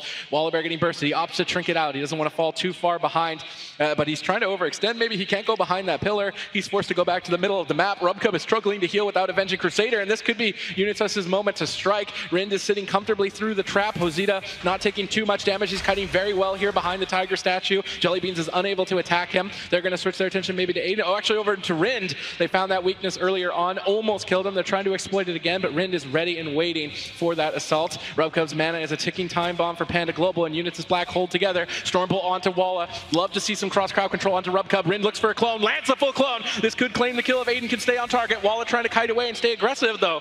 I would like to see Walla just run away. Avenging Crusader gets popped. Now this is why they're not running away. They want to lead in with their biggest healing cooldown. They're going to make another swap over onto Rind. Incarnation popped. Rind immediately displaces out of line of sight of Jellybeans, but now caught into the half stun. Will Rind fall? Frenzy regeneration available and queued up. Hosita desperately trying to off-heal him. Gets interrupted. Rind now into the River Sing. They switch their attention over to Hosito. I don't know when he used his Astral Shift, but he doesn't have it available. Will Rind be able to keep him alive through this onslaught of Incarnation? Hosito jumping away. Gets reconnected. Rind spamming heals out to keep his team alive. Double fear from Aiden. Once again trying to carry the team on his back. Hosita barely stays alive. I think Unitas did a really good job of surviving that Incarnation. The swaps coming out of Panda Global were perfect. They got Rind low, swapped him up with that crowd control. Hosito had to use his Astral Shift at the start, so he didn't have it for the end of the Incarnation. Now they should be able to stabilize once again because the Incarnation is down. That's the big offensive cooldown for Panda Global. If they're going to be able to survive to that, another one is up to Rubcub. He's down to about 30% mana, and Wallabear without cooldown, it's going to be really difficult for them to get that one more win condition. One more chance of this game. Oh no, he had Murder of Crows on Rind. It ended up breaking the full trap. Now Rind is going to sit comfortably, getting those hots reloaded onto the team. They need to survive for about another 20 seconds. Can Hosita hang on for 20 more seconds is the question. He's on the run, but Panda Global are doing insane damage. Gets interrupted on the healing surge. Rind is in crowd control. It's a 3-on-0 as Hosito gets trained down, caught into the main. Rind doing his best to pick him back up. No defensive cooldowns for 11 more seconds. Hosita needs to hang on a little bit longer, looking for the defensive Hex. Stormbolt, but got interrupted. Couldn't follow it up with the cross CC regardless. Rind with some amazing heals keeps Hosito alive, but at the cost of his mana, suddenly Rubcub has the mana lead. Yeah, but actually one of the things that kept them alive in that situation, we saw Shapers dying because his pet died in game 2. Here, Jellybean's pet died, and he was actually trying to resummon it rather than doing damage to Hosito in that situation. But like you say, Super, we do have a mana even situation. You feel like it's going to favor the rest of Druid still because he can push away for those drinks, but it really comes down to how much uptime Jellybeans and Wallabear can have. I mean, Unitas Black need to look for a kill now. Incarnation is a minute away. They should be sitting comfortably on defense. Full Stormbolt on Jellybeans. They make the swap. Jellybeans trinkets out of that Feigned Death, lands the trap, snipes it out, looking for Hosita's Astral Shift. He's jumping away, trying to kite and hold on to it. Triple fear buys them time. I almost would like to see the fear saved for Incarnation. Hosita's now going to have to play really safe and save Astral Shift for that cooldown later on, which means it's going to cost Rind more mana. I like that Panda Global makes the swap. Rind gets bursted down out of Vim range, moving deeper into Dampening. It'll be harder for him to get that back. Uses Tranquility, gets interrupted. Nice snipe there by Jellybeans, but Walla is still under pressure. Unitas Black looking to claim game number 3, and it looks like Rubcub got windshield there. Walla into the Stormbolt, but Rind and Hodge at the same time. No cross crowd control. Rubcub spamming out light of the Remarder, trying to make a getaway from Aiden. Blade storming. Nice eat on the trap by Hosito. Rind now getting swapped to, actually. He's down below half. Barkskin activated. He needs to make a getaway. He can't stay here this long. There's too much damage. Walla is forced away. Great counter pressure from Unitas Black to force Walla out of that situation, and now Panda Global are on the ropes. But I mean, they're on the ropes, but at the same time, Incarnation's up in 5 seconds. We've talked about how much of a win condition that is. We are in Dampening. There is no Barkskin on that Restoration Druid. There is no fear on the Warriors, so that win condition definitely set up. Iron Bark preemptively over onto Hosito, but Wallabear does not pull the trigger. He still holds on to that big offensive cooldown. Is he just going to press it? I mean, disarm over onto Robcom on the Avenging Crusader. They're trying to deny some of that healing, but it's very aggressive. Robcom out of the room, out of mana as well. Rind! Both Caught of these that full teams stun! down. All cooldowns pop. Panda Global have to kill Rind in this stun lock. Will they find the damage in time? 1% is not enough. And Panda Global find the miracle swap to Rind. Late into Dampening, 3-1. They will advance and eliminate Latin America. It was hard fought, difficult decisions and very small ones towards the end. You use the Fear, you use the Astral Shift, and that cooldown management. Panda Global were able to exploit with a swap. Really well done. This was something that I think Splyce was a bit afraid to do. They didn't want to lock in Novos on Shaman, so they kept Druid for the long game, but Shaman can definitely get some kills early on. The Demon Hunter and Windwalker are going to have basically 100% uptime, the most mobile melee in the game. Jamie's going to have to be on the ball. Colo is crossing the map. They're going to start this initiation. Jamie down to half already. Tons of damage. Overlapped cooldowns. Rockets Eclipse falling apart a bit here early on to Method Synergy's damage. Yep, that is the Iron Bark. That is going to be the single thing that keeps Jamie alive, as well as that Astral Shift. Jamie's going to be in a lot of trouble right now. Mez and Trill going all in. Look at Colo's mana. He's going to be spamming out that purge. Jamie gets lower and lower. Can Method Synergy take him down? He's doing a great job kiting so far. The Touch of Death has been committed. Takes a huge amount of burst from that. Colo actually charging in, interrupting Jamie there. Still continue to spam out that purge. Stun onto Jamie. If they can get any crowd control over no, Colo! Jamie will likely go down. Colo throws out the Spear Link. Darkness comes in as well from Mez, so they can continue this onslaught, but Jamie manages to stabilize.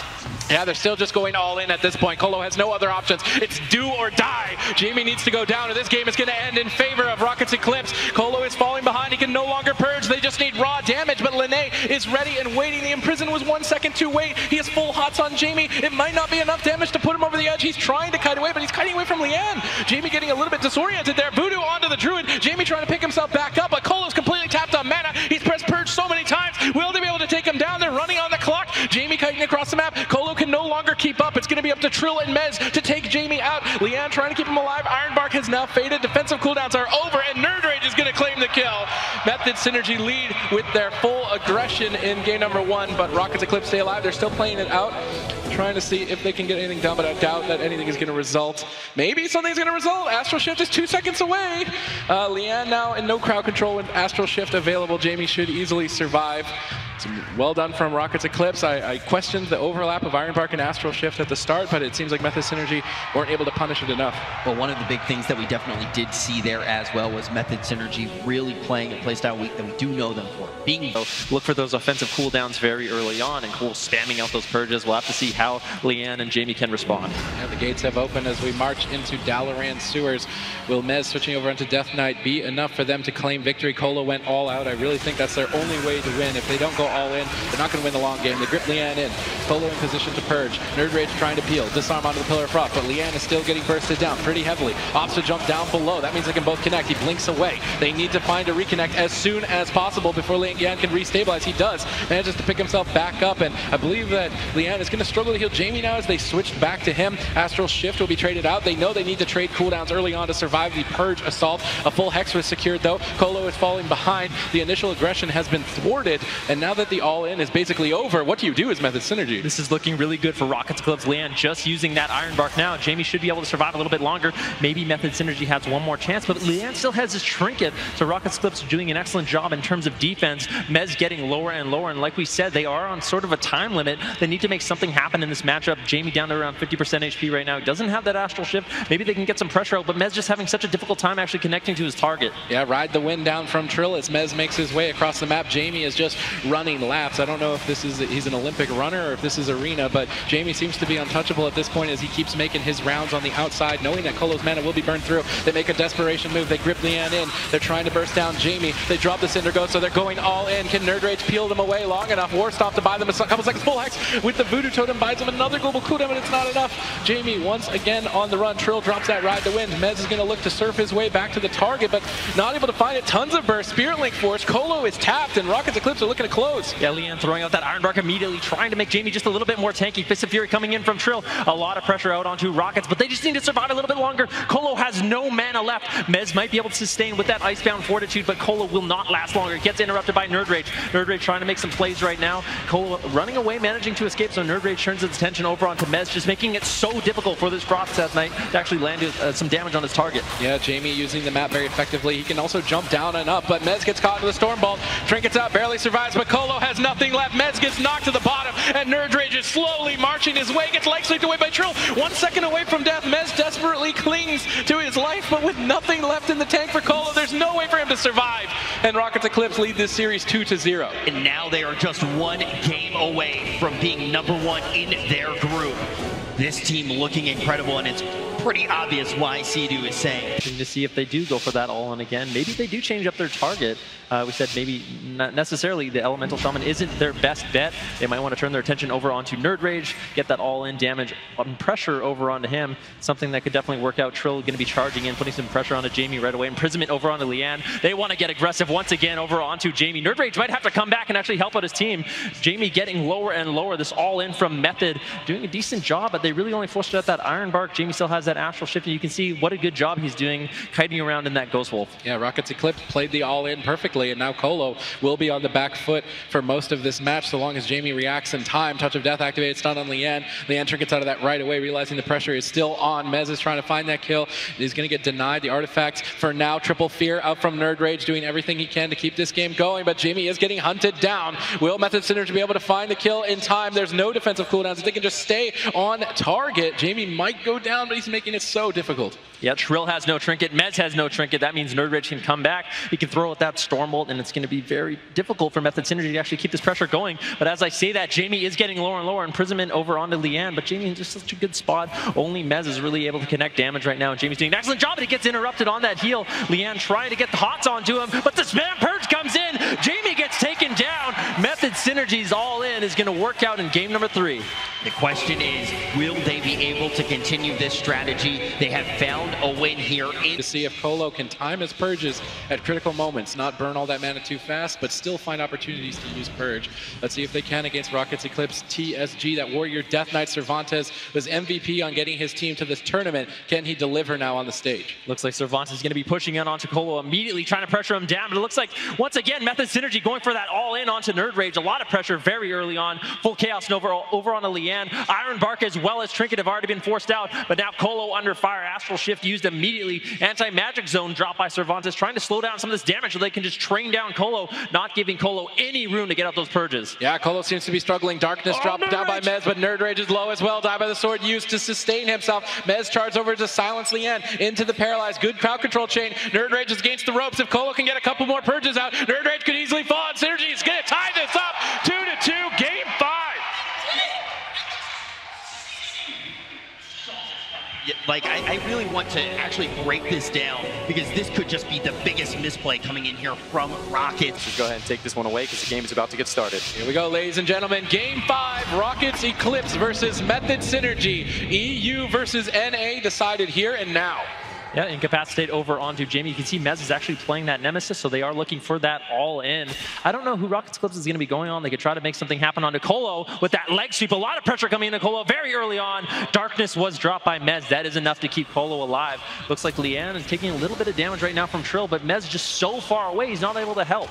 Yeah, Mez is having a hard time reconnecting. Now making his way over to Leanne. Will Leanne fall to the pressure? Colo was tested. Now Leanne will. Anti-Magic Zone. Is it enough? We're about to find out as Leanne is barely hanging on.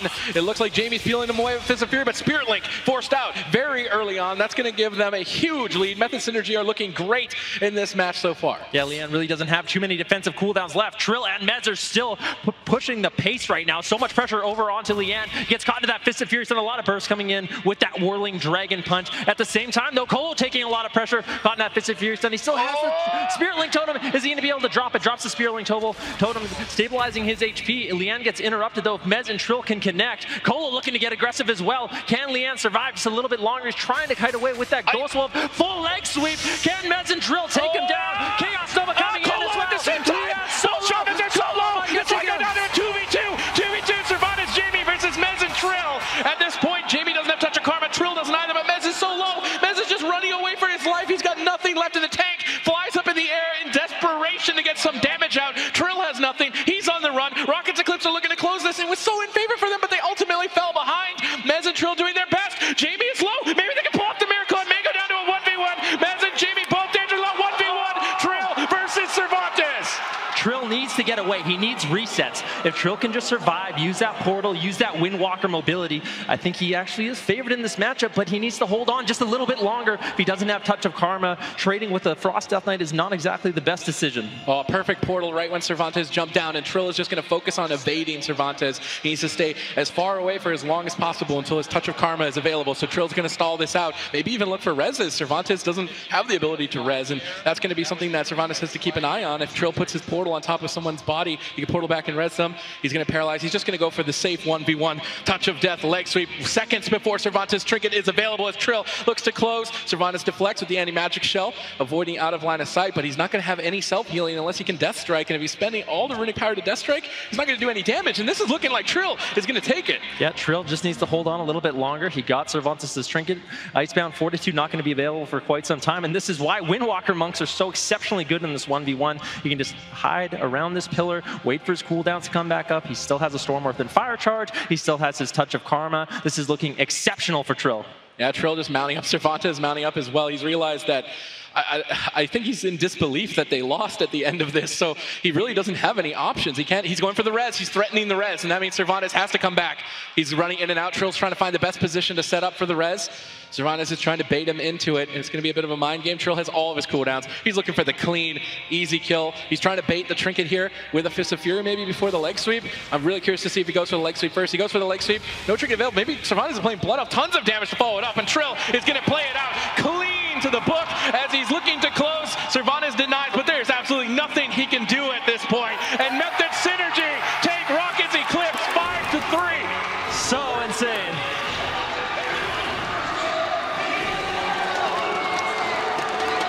Be doing the best at dragging the games out. Asgaroth is even playing Renewal. He knows that he's probably the only target that could die maybe in a swap during stun, so he's got that last emergency cooldown to recover.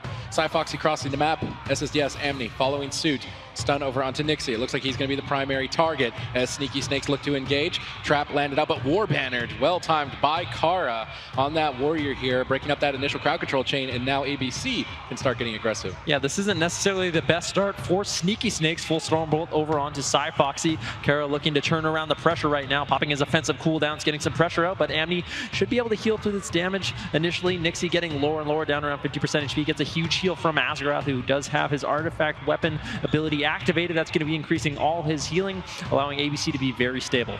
Yeah, Nixie's doing his best to line SSDS, but right now the crowd control has been secured. Nixie locked down into the stuns over and over. Sneaky Snakes need to follow this up with a fear. They land the double. Nixie forced to use Astral Shift. They're looking solid. Sneaky Snakes are under zero pressure at this point. Cyfoxy caught into the Stormbolt. I'd like to see him just trade his Survival Instincts preemptively, keep gunning down the Shaman, because the momentum for them can swing in favor now that Astral Shift is out of the way. Yeah, Asgaroth still has that Iron Bark. That's a huge defensive cooldown for them to keep Nixie alive. He's going to use that sort of slow down some of this Incarnation damage coming out from Cyfoxy. After Incarnation, no more True Shot, or that's really where ABC is going to shine. You know, this jungle cleave, they need to get a lot of pressure early on. They're actually turning their attention over onto Asgaroth right now. He's into the full bash, put a little pressure onto him. They're just going to trap him up, turn their attention over onto Nixie now, but they are pressuring down SSDS in the meantime. SSDS gets topped off once again. Nice fear coming in from Amni into the full mind control. Nixie could be in a lot of trouble now. Stormbolt going out onto Cyfoxy. A little bit DR there. It looks like Sneaky Snakes is going to be able to play super aggressive right now. Nixie catching a huge heal, able to survive for now, but for how much longer? Yeah, look at Amni. He's right on top of Nixie. The Discipline Priest is running at the opposing team and looking to claim an early kill as Sneaky Snakes penetrate the defense of the meta, taking the first game 1-0. Sneaky Snakes out. That has been the theme of this entire tournament. Once again against ABC, one of these teams that's just been so well prepared, but you can't prepare against the crazy madmen that we have over on Sneaky Snakes, and this time they're going to do it on the comp. Is an elimination match. Only one of these teams will continue their BlizzCon dreams. Yeah, we're going to be looking for a very aggressive opener from both teams. We'll have to see who strikes first. You can see Alec going into that invisibility. Nixie pushing in as well, looking for a good good opener. Amni getting that Mass Dispel. I believe he did not hit Alex, so Alex still going to have that invisibility. SSDS trying to get some pressure out onto Nixie right away. Alec using that that Mass Invis, now looking for the Polymorph. He deathed it! Did he death it? And it didn't look like it actually went off, so Nixie's going to be able to get some pressure out very early on onto SSDS. Amni caught into that crowd control. Nice interrupt from SSDS, not allowing Asgroth to get any follow-up CC. What is that damage? SSDS already down below half HP. ABC pulled a surprise card with the Arcane Mage. Luckily, he didn't overreact and overuse cooldowns. Amni has stabilized. In the meantime, Sneaky Snakes have secured a trap on Asgroth. Alec and Asgroth are kiting to line of sight SSDS, who is in the middle of the map. So Alec is staying behind this pillar as they burst down. Cyfoxy behind the pillar. As a Feral Druid, you need to be so careful when stuns are available. If you go out of line of sight for a second, it can be your life. That was the arcane power coming in from Alec. Cyfoxy doing a good job trading out that trinket and survival instincts. Nice fear on Asgroth. He trinkets out of that immediately. He wants to keep Alec aggressive. Full sheep over on Amni. He has no trinket. That is the aspect of the turtle going to be used by SSDS, immuning all of that incoming damage, but nice counter pressure over on They Alec. have to Mass Dispel the Ice Block. The only way they can win this matchup is if they land a Mass Dispel on Ice Block. If they don't get it, they're way too far behind. They've burned through so many cooldowns. Alec is trying to kite it out. He doesn't want to be forced into that position. Cyfoxy goes all in. They're out of steam. They have to get it now. Interrupt landed. Block has been forced. Mass Dispel attempt gets stopped. Good stop by Nixie. This Ice Block is critical. Now we're starting to even out a bit. Asgroth caught into the bash. I don't think Amni can get over there in time to land the fear. It looks like he wants to make his way. Nixie peeling him with some slows. Really well done.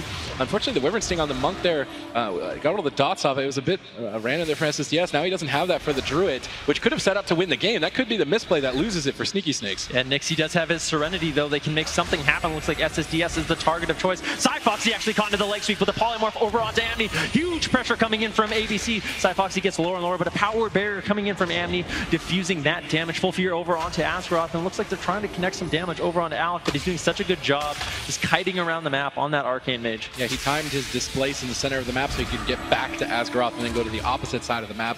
Alec is just focusing on surviving. At any moment, if he doesn't time his temporal shield correctly, he could get bursted down with no ice block, no line of defense. He's just doing his best to survive. We're still only on match 2 as Alec and Asgroth kite around the map. We've definitely seen them drag out some games for quite some time, and it looks like they're going to do it. They just want to play as safe as possible.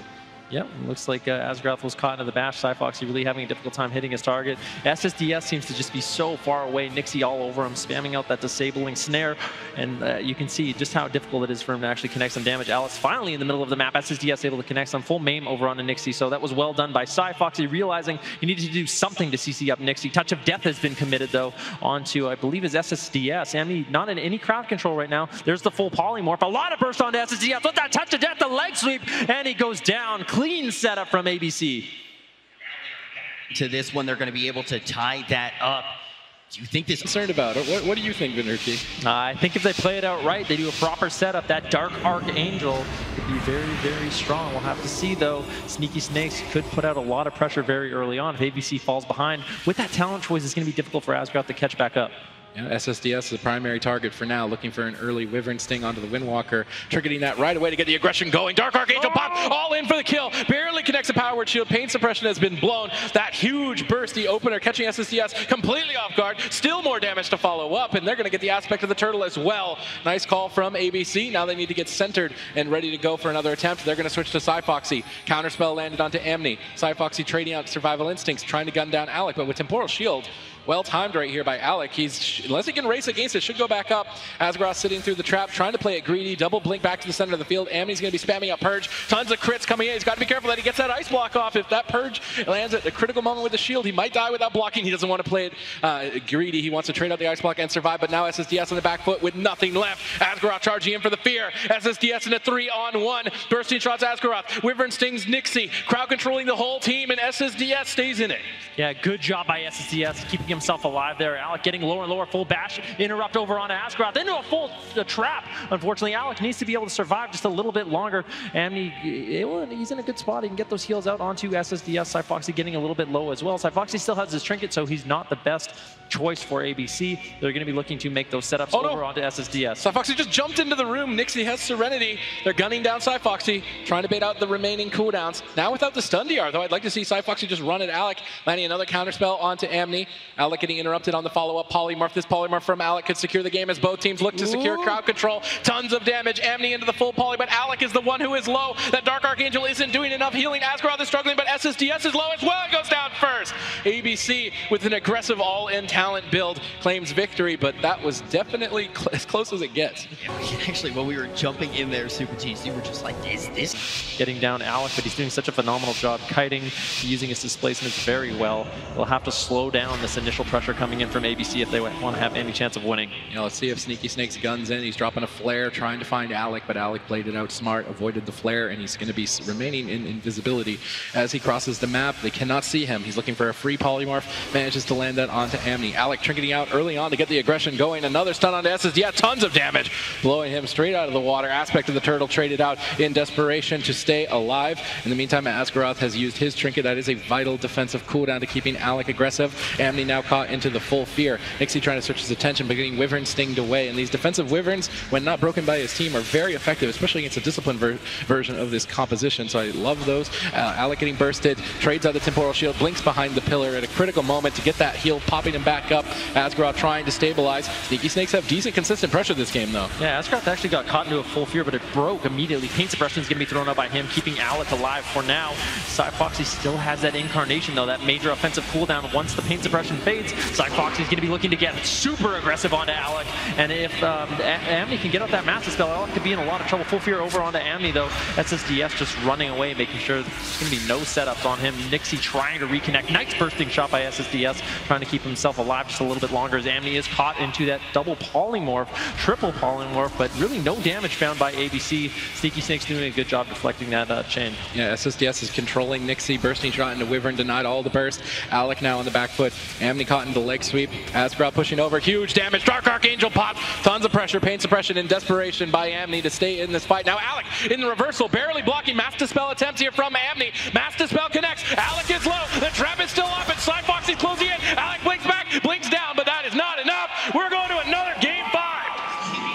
Coming back in this one, NA versus EU, another game 5. I cannot believe it. So exciting so far. I mean, Sneaky Snakes literally on their tournament. Resto Druid going up against Sneaky Snake's jungle Cleave.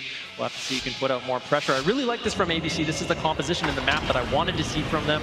I think this is going to make Alec a lot more nimble, give him more freedom to kite around, and basically create those opportunities, give them more time to get those setups that they need to win. Yeah, another flare attempt, not finding Alec. Never lucky for SSDS on that Hunter, which means Alec is actually standing. I can't believe he doesn't see him at that point. Alec double blinking in, landing that polymorph. An aggressive play, aggressive moves from ABC. Are they going to be punished? Foxy immediately jumping over, stunning Alec. He gets paralyzed away. Crowd control for everybody as Alec looks to set up some burst. SSDS in reverse as well with his true shot popped. Not able to find any damage. Alec is literally 70 yards away from SSDS, and he is not ever going to let him get back. Yeah, this is what we saw in the last game. Nixie just snaring SSDS, snaring Amni, making it very difficult for anyone to really assist Foxy taking down Alec. Now Foxy caught in the stun, a little bit of pressure coming in from ABC. If they can get any crowd control over on the Amni, Foxy might have to use some defensives, but the Archangel is going to be used by Amni, empowering his healing, keeping his team alive for now. Yeah, Amni getting counterspelled into a full polymorph, well timed by Alec, but at the same moment, Asgaroth caught into a trap. Arcane power popped. Alec is going all in for the win. Will he have enough damage to put SSDS down? No. Amni denies. Now Alec is on the back foot. Asgaroth caught into crowd control, trying to keep up, trying to connect that Iron Bark and reverse this, but even the damage reduction of Iron Bark isn't proving to be enough as Alec hovers around half HP. If SSDS can keep Nixie off his back a couple more seconds, they're looking good to get a nice block. Yeah, Alec just tanking all of this Hunter damage right now. He needs to be doing what he did in the first game or the second game. He needs to be kiting, running away as much as possible. He gets a full sheep over onto Amni. SSDS responds immediately with the aspect of the turtle. But now, Foxy caught in the leg sweep, popping that incarnation. Alec just realizes this is going to be a very scary situation for him. That's going to be a full trap into a fear over onto Asgaroth. Alec just so far away, though. Foxy and SSDS cannot connect the damage. Yeah, Alec needs to keep this kiting up until Asgaroth has Iron Bark available again. If they can get Ice Block in the next 18 seconds, it could spell devastation for ABC. Sneaky Snakes are keeping up the aggression. There's no counter pressure whatsoever. Nixie needs to find an opening. He has Serenity available. He can catch this Feral Druid or the Hunter off guard in some stun combos, but it's taking too long. The longer it takes, I feel like maybe Alec is going to get connected onto. He's just trying to drag it out. Fist of Fury into a polymorph. He pre-paint suppressions the incoming poly, realizing that crowd control was not going to be stopped and committing the cooldown before he was unable to. Now SSDS seems to be sitting through it quite fine.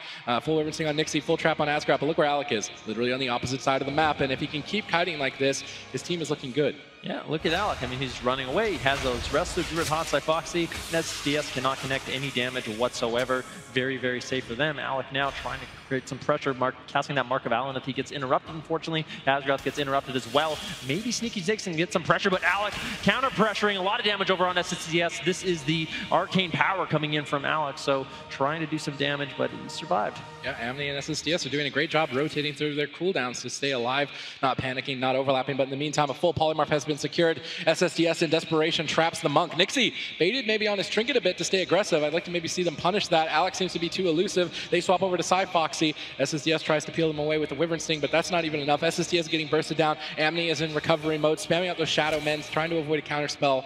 Manages to get SSDS back to full. Asgaroth being targeted down right now, but I can imagine they're just going to trap him out of the stun. I think he missed the trap. Nixie was able to come back and eat the trap. Asgaroth now sitting through a mind control though. Alec with Temporal Shield, nicely timed, healing him back to full, long enough for Asgaroth to come out of crowd control. Now Nixie pulling that trigger, Touch of Death, Serenity combo together. SSDS is tanking through just fine, a well-placed barrier. And once again, Amni's defensive cooldown rotation is keeping their team in this game. Yeah, those powered barriers coming in clutch for Amni, really diffusing this Windwalker arcane mage damage. Full bursting shot over onto Asgaroth, mind control onto Nixie. Alec is all by himself, but he doesn't mind, just blinking all over the map, using displacement to get behind the pillar. Mark of Allen that's going to be cast out. A lot of pressure over onto Foxy. Asgaroth pushing in the bash on Amni. If he can get the follow-up Cyclone, Foxy could go down, but it doesn't look like he's going to be able to. SSDS slowing that down. Foxy using that survival instincts. That should be enough to keep him alive. Amni gets interrupted into the DR polymorph. Foxy just having to camp bear right now, trying to get away, trying to survive just a little bit longer, but he actually gets Vortex there. Nice Vortex coming in from Asgaroth. Arcane power pop by Alec. They're looking to close out this game. The SSDS is carrying once again, crowd controlling both Nixie and Alec, but Amni is still in crowd control. Foxy is running out of time. I think he underreacted to the burst earlier, and now he's paying for it. Amni can't top him off. Will he be able to find the opportunity? Sykesy doesn't care. He's jumping right in. He's going all in for the kill here on game 5, trying not to line of sight. Amni's now moving up. Amni's been doing a great job on mana. I have no idea how he's actually ahead of Asgaroth. Amni's been playing like a legend. Can he keep this going? Alec is still avoiding pressure. SSDS finally in line of sight. Entangling roots on Nixie. Amni into the polymorph. I believe he premonitioned it. Well timed there. That breaks up some of the crowd control chain. Now Foxy line of sighting, trying to avoid the burst. They must know that Serenity is soon going to be available, and Foxy is going to be the gun down target for that. It's popped. Fists of Fury. Tons of damage. Foxy hanging on by a thread. Amni with Archangel available. Will he be able to connect the heals? Tricking out of the stun, but gets interrupted. Penance, but now clones. Foxy in a 3v2. Can SSDS save him? He silences Alec. Foxy runs away, but he's too far from Amni. Amni still sitting through crowd control, and EU strikes back. This series going 3-5 in favor of ABC. ABC has done it after their shortcoming last year. They are back in the driver's seat.